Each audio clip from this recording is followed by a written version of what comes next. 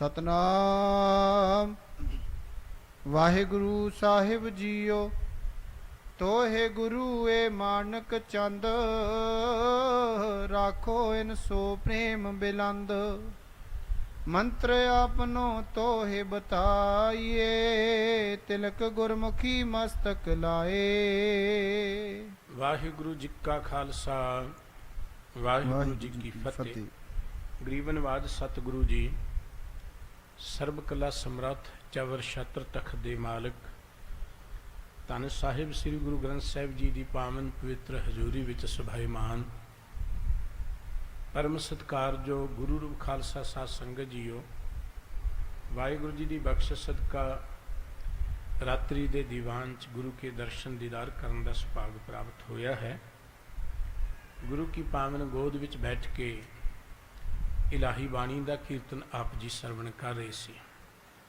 ਸਤਿਗੁਰੂ ਗੁਰੂ ਅਮਰਦਾਸ ਜੀ ਮਹਾਰਾਜ ਦੇ ਇਹ ਪਿਆਰ ਭਰੇ ਬਚਨ, ਜਗਤ ਜਲੰਦਾ ਰੱਖ ਲੈ ਆਪਣੀ ਕਿਰਪਾ ਤਹਾਰ, ਜਿਤ ਦੁਆਰੇ ਉਬਰੇ ਤਿੱਤੇ ਲੇਹੁ ਉਬਾਰ। ਗੁਰੂ ਕੇ ਕੀਰਤਨੀਆਂ ਪਾਸੋਂ ਆਪ ਜੀ ਕੀਰਤਨ ਰੂਪੀ ਸਰਵਣ ਕਰ ਰਹੇ ਸੀ। ਗੁਰਦੇਵ ਕਹਿੰਦੇ ਜਗਤ ਸੜ ਰਹੇ ਹੈ। ਸਤਿਗੁਰੂ ਗੁਰੂ ਨਾਨਕ ਸਾਹਿਬ ਜੀ ਦੀ ਕੀਰਤੀ ਕਰਦੇ ਹਾਂ। ਭਾਈ ਗੁਰਦਾਸ ਸਾਹਿਬ ਜੀ ਨੇ ਇੱਕ ਬਚਨ ਕਿਹਾ ਸੀ, ਬਾਬਾ ਦੇਖੇ ਧਿਆਨ ਤਰ ਜਲਤੀ ਸਭ ਪ੍ਰਿਥਵੀ ਦਿਸ ਆਈ। ਸਾਰੀ ਦੁਨੀਆ ਹੀ ਸੜ ਰਹੀ ਹੈ। ਦੁਨੀਆ ਸੜ ਰਹੀ ਹੈ ਤ੍ਰਿਸ਼ਨਾ ਦੀ ਅੱਗ ਵਿੱਚ, ਵਿਕਾਰਾਂ ਦੀ ਅੱਗ ਵਿੱਚ, ਈਰਖਾ ਦੀ ਅੱਗ ਵਿੱਚ। ਗੁਰੂ ਗ੍ਰੰਥ ਸਾਹਿਬ ਜੀ ਦਾ ਬਚਨ ਹੈ, ਤ੍ਰਿਸ਼ਨਾ ਅਗਨ ਜਲਤ ਸੰਸਾਰਾ, ਨਾਨਕ ਬਾਹਾਂ ਪਕੜ ਸਤਿਗੁਰੂ ਨਿਸਤਾਰਾ।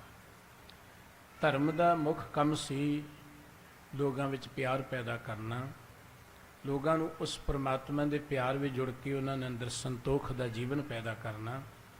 ਪਰ ਆਮ ਲੋਕਾਂ ਨੇ ਤੇ ਸੜਨਾ ਹੀ ਸੀ। ਤੀਰਥਾਂ ਤੇ ਬੈਠੇ ਲੋਕ ਵੀ ਸੜਨ ਲੱਗ ਪਏ, ਧਰਮ ਨਾਲ ਜੁੜੇ ਹੋਏ ਲੋਕ ਵੀ ਸੜਨ ਲੱਗ ਪਏ। ਕਰਤੇ ਪੁਰਖ ਵਾਹਿਗੁਰੂ ਜੀ ਨੇ ਕਿਰਪਾ ਕੀਤੀ, ਜਦੋਂ ਇਸ ਸੰਸਾਰ ਦੇ ਅੰਦਰ ਦਾਵਾ ਅਗਨ ਬਹੁਤ ਤਰਨ ਜਾਲੇ, ਕੋਈ ਹਰਿਆ ਬੂਟ ਰਹੇ ਹੋਰੀ। ਇੱਕ ਹੁੰਦੀ ਹੈ ਸਮੁੰਦਰ ਦੀ ਅੱਗ ਜਿਹਨੂੰ ਬੜਵਾ ਨਾਲ ਕਿਹਾ ਜਾਂਦਾ ਹੈ। ਇੱਕ ਹੁੰਦੀ ਸਾਡੇ ਉਦਰ ਦੀ ਅਗਨੀ ਜਿਹਨੂੰ ਆਪਾਂ ਜਠਰਾਗਨ ਕਹਿੰਦੇ ਹਾਂ। ਇੱਕ ਹੁੰਦੀ ਹੈ ਜਦੋਂ ਜੰਗਲ ਨੂੰ ਅੱਗ ਲੱਗ ਜੇ, ਉਹਨੂੰ ਡਾਵਾ ਅਗਨ ਕਿਹਾ ਜਾਂਦਾ ਹੈ। ਸਤਿਗੁਰੂ ਜੀ ਕਹਿੰਦੇ ਜਿਵੇਂ ਜੰਗਲ ਨੂੰ ਅੱਗ ਲੱਗ ਜਾਂਦੀ ਹੈ, ਸੰਸਾਰ ਨੂੰ ਤਿਵੇਂ ਅੱਗ ਲੱਗੀ ਪਈ ਹੈ। ਮੋਹ ਮਾਇਆ ਵਿੱਚ ਖਚਤ ਹੋ ਕੇ ਮਨੁੱਖ ਤ੍ਰਿਸ਼ਨਾ ਦੇ ਅਧੀਨ, ਦੁੱਖਾਂ ਦੇ ਅਧੀਨ, ਵਿਕਾਰਾਂ ਦੇ ਅਧੀਨ, ਈਰਖਾ ਦੇ ਅਧੀਨ ਸੜ ਰਿਹਾ। ਜਿੱਧਰ ਵੀ ਨਜ਼ਰ ਮਾਰੋ, ਬਾਬਾ ਫਰੀਦ ਸਾਹਿਬ ਜੀ ਕਹਿੰਦੇ ਮੈਂ ਸੋਚਿਆ ਮੈਨੂੰ ਹੀ ਦੁੱਖ ਹੈ, ਪਰ ਜਦੋਂ ਮੈਂ ਉੱਚੇ ਚੜ੍ਹ ਕੇ ਦੇਖਿਆ ਘਰ ਘਰ ਇਹ ਅੱਗ, ਹਰ ਘਰ ਵਿੱਚ ਦੁੱਖਾਂ ਦੀ ਅੱਗ ਬਲ ਰਹੀ ਹੈ, ਤ੍ਰਿਸ਼ਨਾ ਦੀ ਅੱਗ ਬਲ ਰਹੀ ਹੈ, ਕ੍ਰੋਧ ਦੀ ਅੱਗ ਬਲ ਰਹੀ ਹੈ, ਈਰਖਾ ਦੀ ਅੱਗ ਬਲ ਰਹੀ ਹੈ। ਇਸ ਅੱਗ ਦੇ ਨਾਲ ਪਤਾ ਨਹੀਂ ਕਿੰਨੀ ਕੁ ਲੁਕਾਈ ਜਿਹੜੀ ਭਸਮ ਹੋ ਗਈ ਹੈ, ਬਰਬਾਦ ਹੋ ਗਈ। ਸਤਿਗੁਰੂ ਸਾਹਿਬ ਜੀ ਨੇ ਸਾਨੂੰ ਪਵਿੱਤਰ ਬਾਣੀ ਦਿੱਤੀ ਹੈ, ਜਿਹੜੀ ਸਾਡੇ ਹਿਰਦੇ ਦੇ ਅੰਦਰੋਂ ਇਸ ਅੱਗ ਨੂੰ ਸ਼ਾਂਤ ਕਰਦੀ ਹੈ। ਇਸ ਅੱਗ ਤੋਂ ਮੁਕਤ ਹੋਣ ਦਾ ਕੋਈ ਤਰੀਕਾ ਨਹੀਂ ਹੈ। ਦੁਨੀਆਵੀ ਅੱਗਾਂ ਤੋਂ ਬਚਣ ਦਾ ਕੋਈ ਸਾਧਨ ਹੋ ਸਕਦਾ ਹੈ। ਇਸ ਅੱਗ ਤੋਂ ਜਿੰਨਾ ਮਨੁੱਖ ਬਚਣ ਦਾ ਯਤਨ ਕਰਦਾ ਹੈ, ਇਹ ਹੋਰ ਉੱਚੀ ਉੱਠਦੀ, ਹੋਰ ਭਾਂਬੜ ਮੱਚਦੇ ਨੇ। ਗੁਰਬਾਣੀ ਵਿੱਚ ਅੰਦਰ ਸਤਿਗੁਰ ਸੱਚੇ ਪਾਤਸ਼ਾਹ ਜੀ ਨੇ ਇੱਕ ਤਾਂ ਦੀ ਗੱਲ ਕਹੀ ਹੈ, ਚੰਦਨ ਚੰਦਨ ਸਰਦ ਰੁੱਤ, ਮੂਲ ਨਾ ਮਿਟੇ ਘਾਮ, ਸੀਤਲ ਥੀਵੈ ਨਕਾ ਨਾਨਕਾ ਜਪੰਦਰੋ ਹਰ ਰਾਮ। ਚੰਦਨ ਠੰਡਾ ਹੁੰਦਾ ਹੈ।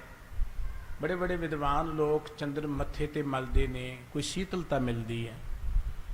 ਸਰਦੀ ਦੀ ਰੁੱਤ ਠੰਡੀ ਹੁੰਦੀ ਹੈ, ਚੰਦਰਮਾ ਦੀਆਂ ਕਿਰਨਾਂ ਸਰਦ ਹੁੰਦੀਆਂ ਨੇ, ਹੋਰ ਵੀ ਸਾਧਨ ਨੇ ਠੰਡ ਦੇ। ਪਰ ਸਤਿਗੁਰੂ ਜੀ ਕਹਿੰਦੇ ਜਿਹੜੀ ਇਹ ਅੱਗ ਸਾਡੇ ਅੰਦਰ ਬਲ ਰਹੀ ਹੈ ਨਾ, ਇਹ ਅੱਗ ਚੰਦਨ ਨਾਲ ਵੀ ਨਹੀਂ ਸ਼ਾਂਤ ਹੋਣੀ, ਇਹ ਅੱਗ ਬਾਹਰਲੀ ਠੰਡ ਨਾਲ ਵੀ ਠੰਡੀ ਨਹੀਂ ਪੈਣੀ। ਇਹ ਠੰਡੇ ਕਰਨ ਦਾ ਇੱਕੋ ਇੱਕ ਤਰੀਕਾ ਹੈ, ਪਰਮਾਤਮਾ ਦਾ ਸਿਮਰਨ, ਉਸ ਪਰਮ ਪਿਤਾ ਵਾਹਿਗੁਰੂ ਜੀ ਦੇ ਗੁਣ ਗਾਏ ਜਾਣ। ਸਤਿਗੁਰੂ ਗੁਰੂ ਅਮਰਦਾਸ ਜੀ ਮਹਾਰਾਜ ਕਹਿੰਦੇ, ਇਹ ਪਰਮ ਪਿਤਾ ਵਾਹਿਗੁਰੂ ਜੀ, ਸਾਰਾ ਜਗਤ ਹੀ ਸੜ ਰਿਹਾ ਹੈ ਤ੍ਰਿਸ਼ਨਾ ਦੀ ਅੱਗ ਵਿੱਚ, ਵਿਕਾਰਾਂ ਦੀ ਅੱਗ ਵਿੱਚ। ਤੁਸੀਂ ਜਿਵੇਂ ਹੋ ਸਕਦਾ ਹੈ ਜਗਤ ਦੇ ਲੋਕਾਂ ਨੂੰ ਬਚਾ ਲਓ, ਜਿਸ ਤਰੀਕੇ ਨਾਲ ਵੀ। ਸਾਨੂੰ ਸਾਡੇ ਸਤਿਗੁਰੂ ਜੀ ਨੇ ਇਸ ਅੱਗ ਤੋਂ ਬਚ ਕੇ ਸੁੱਖ ਮਾਨਣ ਦੀ ਸਤਿਗੁਰ ਸੁੱਖ ਵਿਖਾਲਿਆ। ਸੱਚਾ ਸ਼ਬਦ ਵਿਚਾਰ, ਸੱਚੇ ਸ਼ਬਦ ਦੀ ਬਾਣੀ ਦੀ ਵਿਚਾਰ ਦੇ ਰਾਹੀਂ ਸਾਡੇ ਸਤਿਗੁਰੂ ਜੀ ਨੇ ਸਾਨੂੰ ਆਤਮਿਕ ਸੁੱਖ ਮਾਨਣ ਦੀ ਪ੍ਰੇਰਣਾ ਦਿੱਤੀ ਹੈ। ਇਸ ਬਲ ਦੀ ਅੱਗ ਵਿੱਚ ਠੰਡੇ ਠਾਰ ਹੋਣ ਦੀ ਸਾਨੂੰ ਗੱਲ ਬਖਸ਼ਿਸ਼ ਕੀਤੀ ਹੈ। ਅਸੀਂ ਸਾਰੇ ਹੀ ਉਹ ਪ੍ਰਾਣੀ ਜਿਹੜੇ ਜਿਸ ਵੀ ਤਰੀਕੇ ਨਾਲ ਗੁਰਬਾਣੀ ਨਾਲ ਜੁੜੇ ਹਾਂ, ਗੁਰਬਾਣੀ ਸੁਣਦੇ ਹਾਂ, ਗੁਰਬਾਣੀ ਪੜ੍ਹਦੇ ਹਾਂ, ਬਹੁਤ ਹੀ ਵੱਡੇ ਭਾਗਾਂ ਵਾਲੇ ਹਾਂ। ਗੁਰਬਾਣੀ ਦੀ ਦਾਤ ਜੋ ਸਾਨੂੰ ਸਾਡੇ ਸਤਿਗੁਰੂ ਜੀ ਨੇ ਦਿੱਤੀ, ਅਸੀਂ ਇਸ ਕਰਕੇ ਵਡਭਾਗੀ ਹਾਂ। ਗੁਰਬਾਣੀ ਸਾਡੇ ਅੰਦਰ ਸੰਤੋਖ ਪੈਦਾ ਕਰਦੀ ਹੈ। ਗੁਰਬਾਣੀ ਸਾਨੂੰ ਮਾਨਵਤਾ ਨੂੰ ਪਿਆਰ ਕਰਨ ਦੀ ਪ੍ਰੇਰਣਾ ਕਰਦੀ ਹੈ। ਗੁਰਬਾਣੀ ਸਾਨੂੰ ਈਰਖਾ ਦੀ ਅੱਗ ਤੋਂ ਮੁਕਤ ਕਰਦੀ ਹੈ। ਦੁਨੀਆ 'ਚ ਜਿੰਨਾ ਕੋ ਵਰਜੀ ਮਹਾਨ ਵਿਅਕਤੀ ਹੋਏ, ਆਪਣੇ ਆਪ ਨੂੰ ਸੰਸਾਰ ਦਾ ਉਹ ਭਾਵੇਂ ਰਾਜਾ ਸਮਝਦਾ ਹੋਏ, ਪਰ ਜੇ ਉਹਦੇ ਅੰਦਰ ਈਰਖਾ ਹੈ, ਜੇ ਉਹਦੇ ਅੰਦਰ ਤ੍ਰਿਸ਼ਨਾ ਹੈ, ਉਹ ਜ਼ਿੰਦਗੀ ਤੇ ਕਦੀ ਸੁਖੀ ਨਹੀਂ ਹੋ ਸਕਦਾ। ਗੁਰੂ ਕੇ ਇਹ ਪਾਵਨ ਬਚਨ ਆਪ ਜੀ ਸਰਵਣ ਕਰੇ ਸੀ ਕਿ ਵਾਹਿਗੁਰੂ ਜੀ ਜਿਵੇਂ ਵੀ ਹੋ ਸਕਦਾ ਸੰਸਾਰ ਦੇ ਲੋਕਾਂ ਨੂੰ ਇਸ ਅੱਗ ਤੋਂ ਬਚਾ ਲਓ। ਜਿੱਥੇ ਅਸੀਂ ਗੁਰੂ ਕੀ ਬਾਣੀ ਨਾਲ ਜੁੜ ਕੇ ਇਸ ਅੱਗ ਤੋਂ ਮੁਕਤ ਹੋਣੇ, ਮਨ ਦਾ ਆਨੰਦ, ਮਨ ਦਾ ਸੁਖ ਮੰਨਣੇ, ਉੱਥੇ ਸਾਨੂੰ ਸਾਡੇ ਸਤਿਗੁਰੂ ਜੀ ਨੇ ਇੱਕ ਹੋਰ ਹਦਾਇਤ ਕੀਤੀ ਹੈ ਕਿ ਆਪ ਜਪੋ ਅਵਰੇ ਨਾਮ ਜਪਾਵੋ। ਸੰਸਾਰ ਦੇ ਲੋਕਾਂ ਨੂੰ ਵੀ ਆਪਾਂ ਬਾਣੀ ਨਾਲ ਜੋੜੀਏ। ਮੈਂ ਹੱਥ ਜੋੜ ਕੇ ਬੇਨਤੀ ਕਰਦਾ, ਜਿੰਨੇ ਗੁਰੂ ਕੀ ਹਜ਼ੂਰੀ 'ਚ ਬੈਠੇ ਆ, ਗੁਰਦੁਆਰੇ ਬਾਣੀ ਸੁਣ ਲਈ ਆਇਆ ਕਰੋ, ਨਿਆਣੇ ਖਿਡਾਉਣ ਲਈ ਨਾ ਆਇਆ ਕਰੋ। ਬੱਚੇ ਖੇਡਦੇ ਲੱਗਦੇ ਤੇ ਬੜੇ ਸੋਹਣੇ ਨੇ, ਪਰ ਦੂਜਿਆਂ ਦੀ ਬਿਰਤੀ ਵੀ ਉਹ ਚਾਟ ਕਰ ਦਿੰਦੇ ਨੇ। ਪਤਾ ਨਹੀਂ ਤੁਹਾਨੂੰ ਕਿਵੇਂ ਬੈਠਣ ਦਾ ਸੁੱਖ ਮਿਲ ਜਾਂਦਾ ਹੈ। ਜੇ ਦੂਸਰੇ ਸਾਡੇ ਕੋਲ ਬੈਠੇ ਪਰੇਸ਼ਾਨ ਹੋਣ ਤੇ ਅਸੀਂ ਕਿਵੇਂ ਸੁਖੀ ਹੋ ਸਕਾਂਗੇ? ਇਹ ਗੁਰੂ ਦਾ ਘਰ ਬਾਣੀ ਸੁਣਨ ਦੇ ਲਈ ਹੈ, ਇਹ ਆਨੰਦ ਮਾਣਨ ਦੇ ਲਈ ਹੈ। ਬੱਚਾ ਕਦੀ ਸਕੂਲ 'ਚ ਵੀ ਇੱਦਾਂ ਭੱਜਦਾ ਜਾ ਕੇ, ਟੀਚਰ ਕਹਿੰਦਾ ਜੇ ਬੈਠਦਾ ਨਹੀਂ ਤੇ ਘਰ ਲੈ ਜਾਓ ਇਹਨੂੰ ਤੁਸੀਂ। ਗੁਰੂ ਦਾ ਘਰ ਸਾਡਾ ਸਕੂਲ ਹੈ ਭਾਈ। ਗੁਰੂ ਦੇ ਅਦਬ ਨੂੰ ਕਾਇਮ ਰੱਖਿਆ ਕਰੀਏ। ਇੱਥੇ ਇਸ ਨੀਅਤ ਨਾਲ ਆਈਏ ਕਿ ਕੁਝ ਸੁਣਨਾ ਹੈ, ਅਸੀਂ ਦੂਜਿਆਂ ਨੂੰ ਵੀ ਸੁਣਨ ਦੇਣਾ, ਆਪ ਵੀ ਡਿਸਟਰਬ ਨਹੀਂ ਹੋਣਾ ਤੇ ਕਿਸੇ ਨੂੰ ਡਿਸਟਰਬ ਨਹੀਂ ਹੋਣ ਦੇਣਾ। ਦੇਖੋ, ਕਿਸੇ ਨੂੰ ਰੱਬ ਦੇ ਪਿਆਰ 'ਚ ਜੋੜਨਾ ਬਹੁਤ ਵੱਡਾ ਪੁੰਨ ਹੈ, ਬਹੁਤ ਵੱਡਾ। ਭਾਈ ਗੁਰਦਾਸ ਜੀ ਨੇ ਇੱਕ ਗੱਲ ਕਹੀ, ਜੈਸੇ 7 ਮੰਦਰ ਕੰਚਨ ਕੇ ਉਸਾਰ ਦੀਨੇ, ਤੈਸਾ ਪੁੰਨ ਇੱਕ ਸਿੱਖ ਕੋ ਸ਼ਬਦ ਸਿਖਾਏਗਾ। ਜਿਵੇਂ ਕੋਈ ਸੋਨੇ ਦੇ ਮੰਦਰ ਬਣਾ ਕੇ 7 ਦਾ 100 ਵੀ ਹੈ, ਕਿੰਨੇ ਸਾਰੇ ਸੋਨੇ ਦੇ ਘਰ ਬਣਾ ਕੇ ਕਿਸੇ ਨੂੰ ਦੇ ਦੇਵੇ, ਇੰਨਾ ਪੁੰਨ ਹੈ ਕਿਸੇ ਨੂੰ ਇੱਕ ਸ਼ਬਦ ਸਿਖਾਉਣ ਦਾ। ਤੇ ਜੇ ਅਸੀਂ ਸ਼ਬਦ ਨਾਲੋਂ ਤੋੜ ਦਾਂਗੇ ਤੇ ਫਿਰ ਆਪਾਂ ਕੀ ਪੁੰਨ ਖੱਟਾਂਗੇ, ਕੀ ਖੱਟਾਂਗੇ? ਯਤਨ ਕਰਿਆ ਕਰੀਏ, ਸਾਡੇ ਕੋਲੋਂ ਕੋਈ ਕਿਸੇ ਦੀ ਬਿਰਤੀ ਟੁੱਟ ਨਾ ਜਾਏ। ਜੋੜਨਾ ਸਾਡਾ ਫਰਜ਼ ਹੈ। ਇੱਥੇ ਜੁੜਨ ਦੇ ਲਈ ਆਉਂਦੇ ਆ। ਵਡਭਾਗੀ ਨੇ ਉਹ ਸਾਰੇ ਪਰਿਵਾਰ ਜਿਹੜੇ ਬੱਚਿਆਂ ਨੂੰ ਲਿਆਉਂਦੇ ਨੇ। ਭਈ ਜੀ ਸਦਕੇ ਲਿਆਇਆ ਕਰੋ। ਬੱਚੇ ਗੁਰੂ ਘਰ 'ਚ ਆਉਣਗੇ ਤੇ ਤਾਂ ਹੀ ਉਹਨਾਂ ਨੂੰ ਪਤਾ ਚੱਲੇਗਾ। ਪਰ ਅਗਲੀ ਸਾਡੀ ਡਿਊਟੀ ਬੱਚਿਆਂ ਨੂੰ ਇੱਥੇ ਬੈਠਣ ਦੀ ਜਾਚ ਦੱਸਿਆ ਕਰੋ ਕਿ ਬੇਟਾ ਇੱਥੇ ਬੈਠਣੇ, ਆਪਾਂ ਗੁਰੂ ਦੀ ਗੱਲ ਸੁਣਨੀ ਹੈ। ਜੇ ਅਸੀਂ ਨਹੀਂ ਦੱਸਾਂਗੇ ਤੇ ਬੱਚੇ ਕਿੱਥੋਂ ਸਿੱਖਣਗੇ? ਸਕੂਲ ਵਾਲਿਆਂ ਤਾਂ ਨਹੀਂ ਦੱਸਣਾ ਕਿ ਗੁਰਦੁਆਰੇ ਜਾ ਕੇ ਬੈਠਿਆ ਕਰੋ, ਹੋਰ ਕਿਸੇ ਨੇ ਨਹੀਂ ਦੱਸਣਾ, ਉਹ ਅਸੀਂ ਦੱਸਣਾ। ਇਹ ਵੀ ਡਿਊਟੀ ਜ਼ਰੂਰ ਨਿਭਾਇਆ ਕਰੀਏ ਕਿ ਬੱਚਾ ਬੈਠ ਕੇ ਆਪ ਵੀ ਸੁਣੋ, ਲੋਕਾਂ ਨੂੰ ਸੁਣ ਦਿਓ। ਜਿੱਥੇ ਆਪ ਜੀ ਨੇ ਕੀਰਤਨ ਦਾ ਆਨੰਦ ਮਾਣਿਆ ਜੀ, ਉਹ ਮਹਾਨ ਸਤਿਗੁਰੂ ਜੀ ਜਿਨ੍ਹਾਂ ਦੇ ਇਹ ਪਵਿੱਤਰ ਬਚਨ ਆਪ ਜੀ ਸਰਵਣ ਕਰ ਰਹੇ ਸੀ, ਉਹਨਾਂ ਦੇ ਜੀਵਨ ਇਤਿਹਾਸ ਦੀ ਕਥਾ ਵਿਚਾਰ ਆਪ ਜੀ ਹਰ ਰੋਜ਼ ਸਰਵਣ ਕਰਦੇ ਹੋ। ਗੁਰੂ ਸਾਹਿਬ ਜੀ ਨੇ ਬਹੁਤ ਵੱਡਾ ਪਰਉਪਕਾਰ ਕੀਤਾ। ਸਤਿਗੁਰੂ ਜੀ ਦੀ ਇੱਕ ਅਮਰਜਾਦ ਹੈ, ਧੰਨ ਗੁਰੂ ਅਮਰਦਾਸ ਜੀ ਮਹਾਰਾਜ ਦੀ ਸ੍ਰੀ ਗੋਇੰਦਵਾਲ ਸਾਹਿਬ। ਗੋਇੰਦਵਾਲ ਸਾਹਿਬ ਵਿਖੇ ਬੋਲੀ ਸਾਹਿਬ ਦੀ ਸਿਰਜਣਾ ਸਤਿਗੁਰੂ ਜੀ ਨੇ ਕੀਤੀ ਸੀ। ਗੁਰੂ ਨਾਨਕ ਸਾਹਿਬ ਜੀ ਦੇ ਘਰ ਦਾ ਇੱਕ ਇੱਕ ਕਦਮ ਜਿਹੜਾ ਹੈ ਉਹ ਮਨੁੱਖਤਾ ਦੇ ਉਧਾਰ ਦੇ ਲਈ ਹੈ। ਇਹ ਜਗਤ ਵਿੱਚ ਠੰਡ ਵਰਤਾਉਣ ਦੇ ਲਈ ਹੈ। ਜਗਤ ਸੜ ਰਿਹਾ ਸੀ ਈਰਖਾ ਦੀ ਅੱਗ ਵਿੱਚ, ਜਗਤ ਸੜ ਰਿਹਾ ਸੀ ਊਚ ਨੀਚ ਦੇ ਭੇਦ ਭਾਵ ਵਿੱਚ। ਸਤਿਗੁਰੂ ਜੀ ਨੇ ਇਸ ਭੇਦ ਭਾਵ ਨੂੰ ਖਤਮ ਕਰਨ ਦੇ ਲਈ ਬੜੇ ਵੱਡੇ ਉਦਮ ਕੀਤੇ। ਸੰਗਤ ਦੀ ਦਾਤ ਬਖਸ਼ੀ ਹੈ, ਪੰਗਤ ਦੀ ਦਾਤ ਬਖਸ਼ਿਸ਼ ਕੀਤੀ ਹੈ, ਗੁਰਬਾਣੀ ਦੀ ਦਾਤ ਬਖਸ਼ਿਸ਼ ਕੀਤੀ ਹੈ।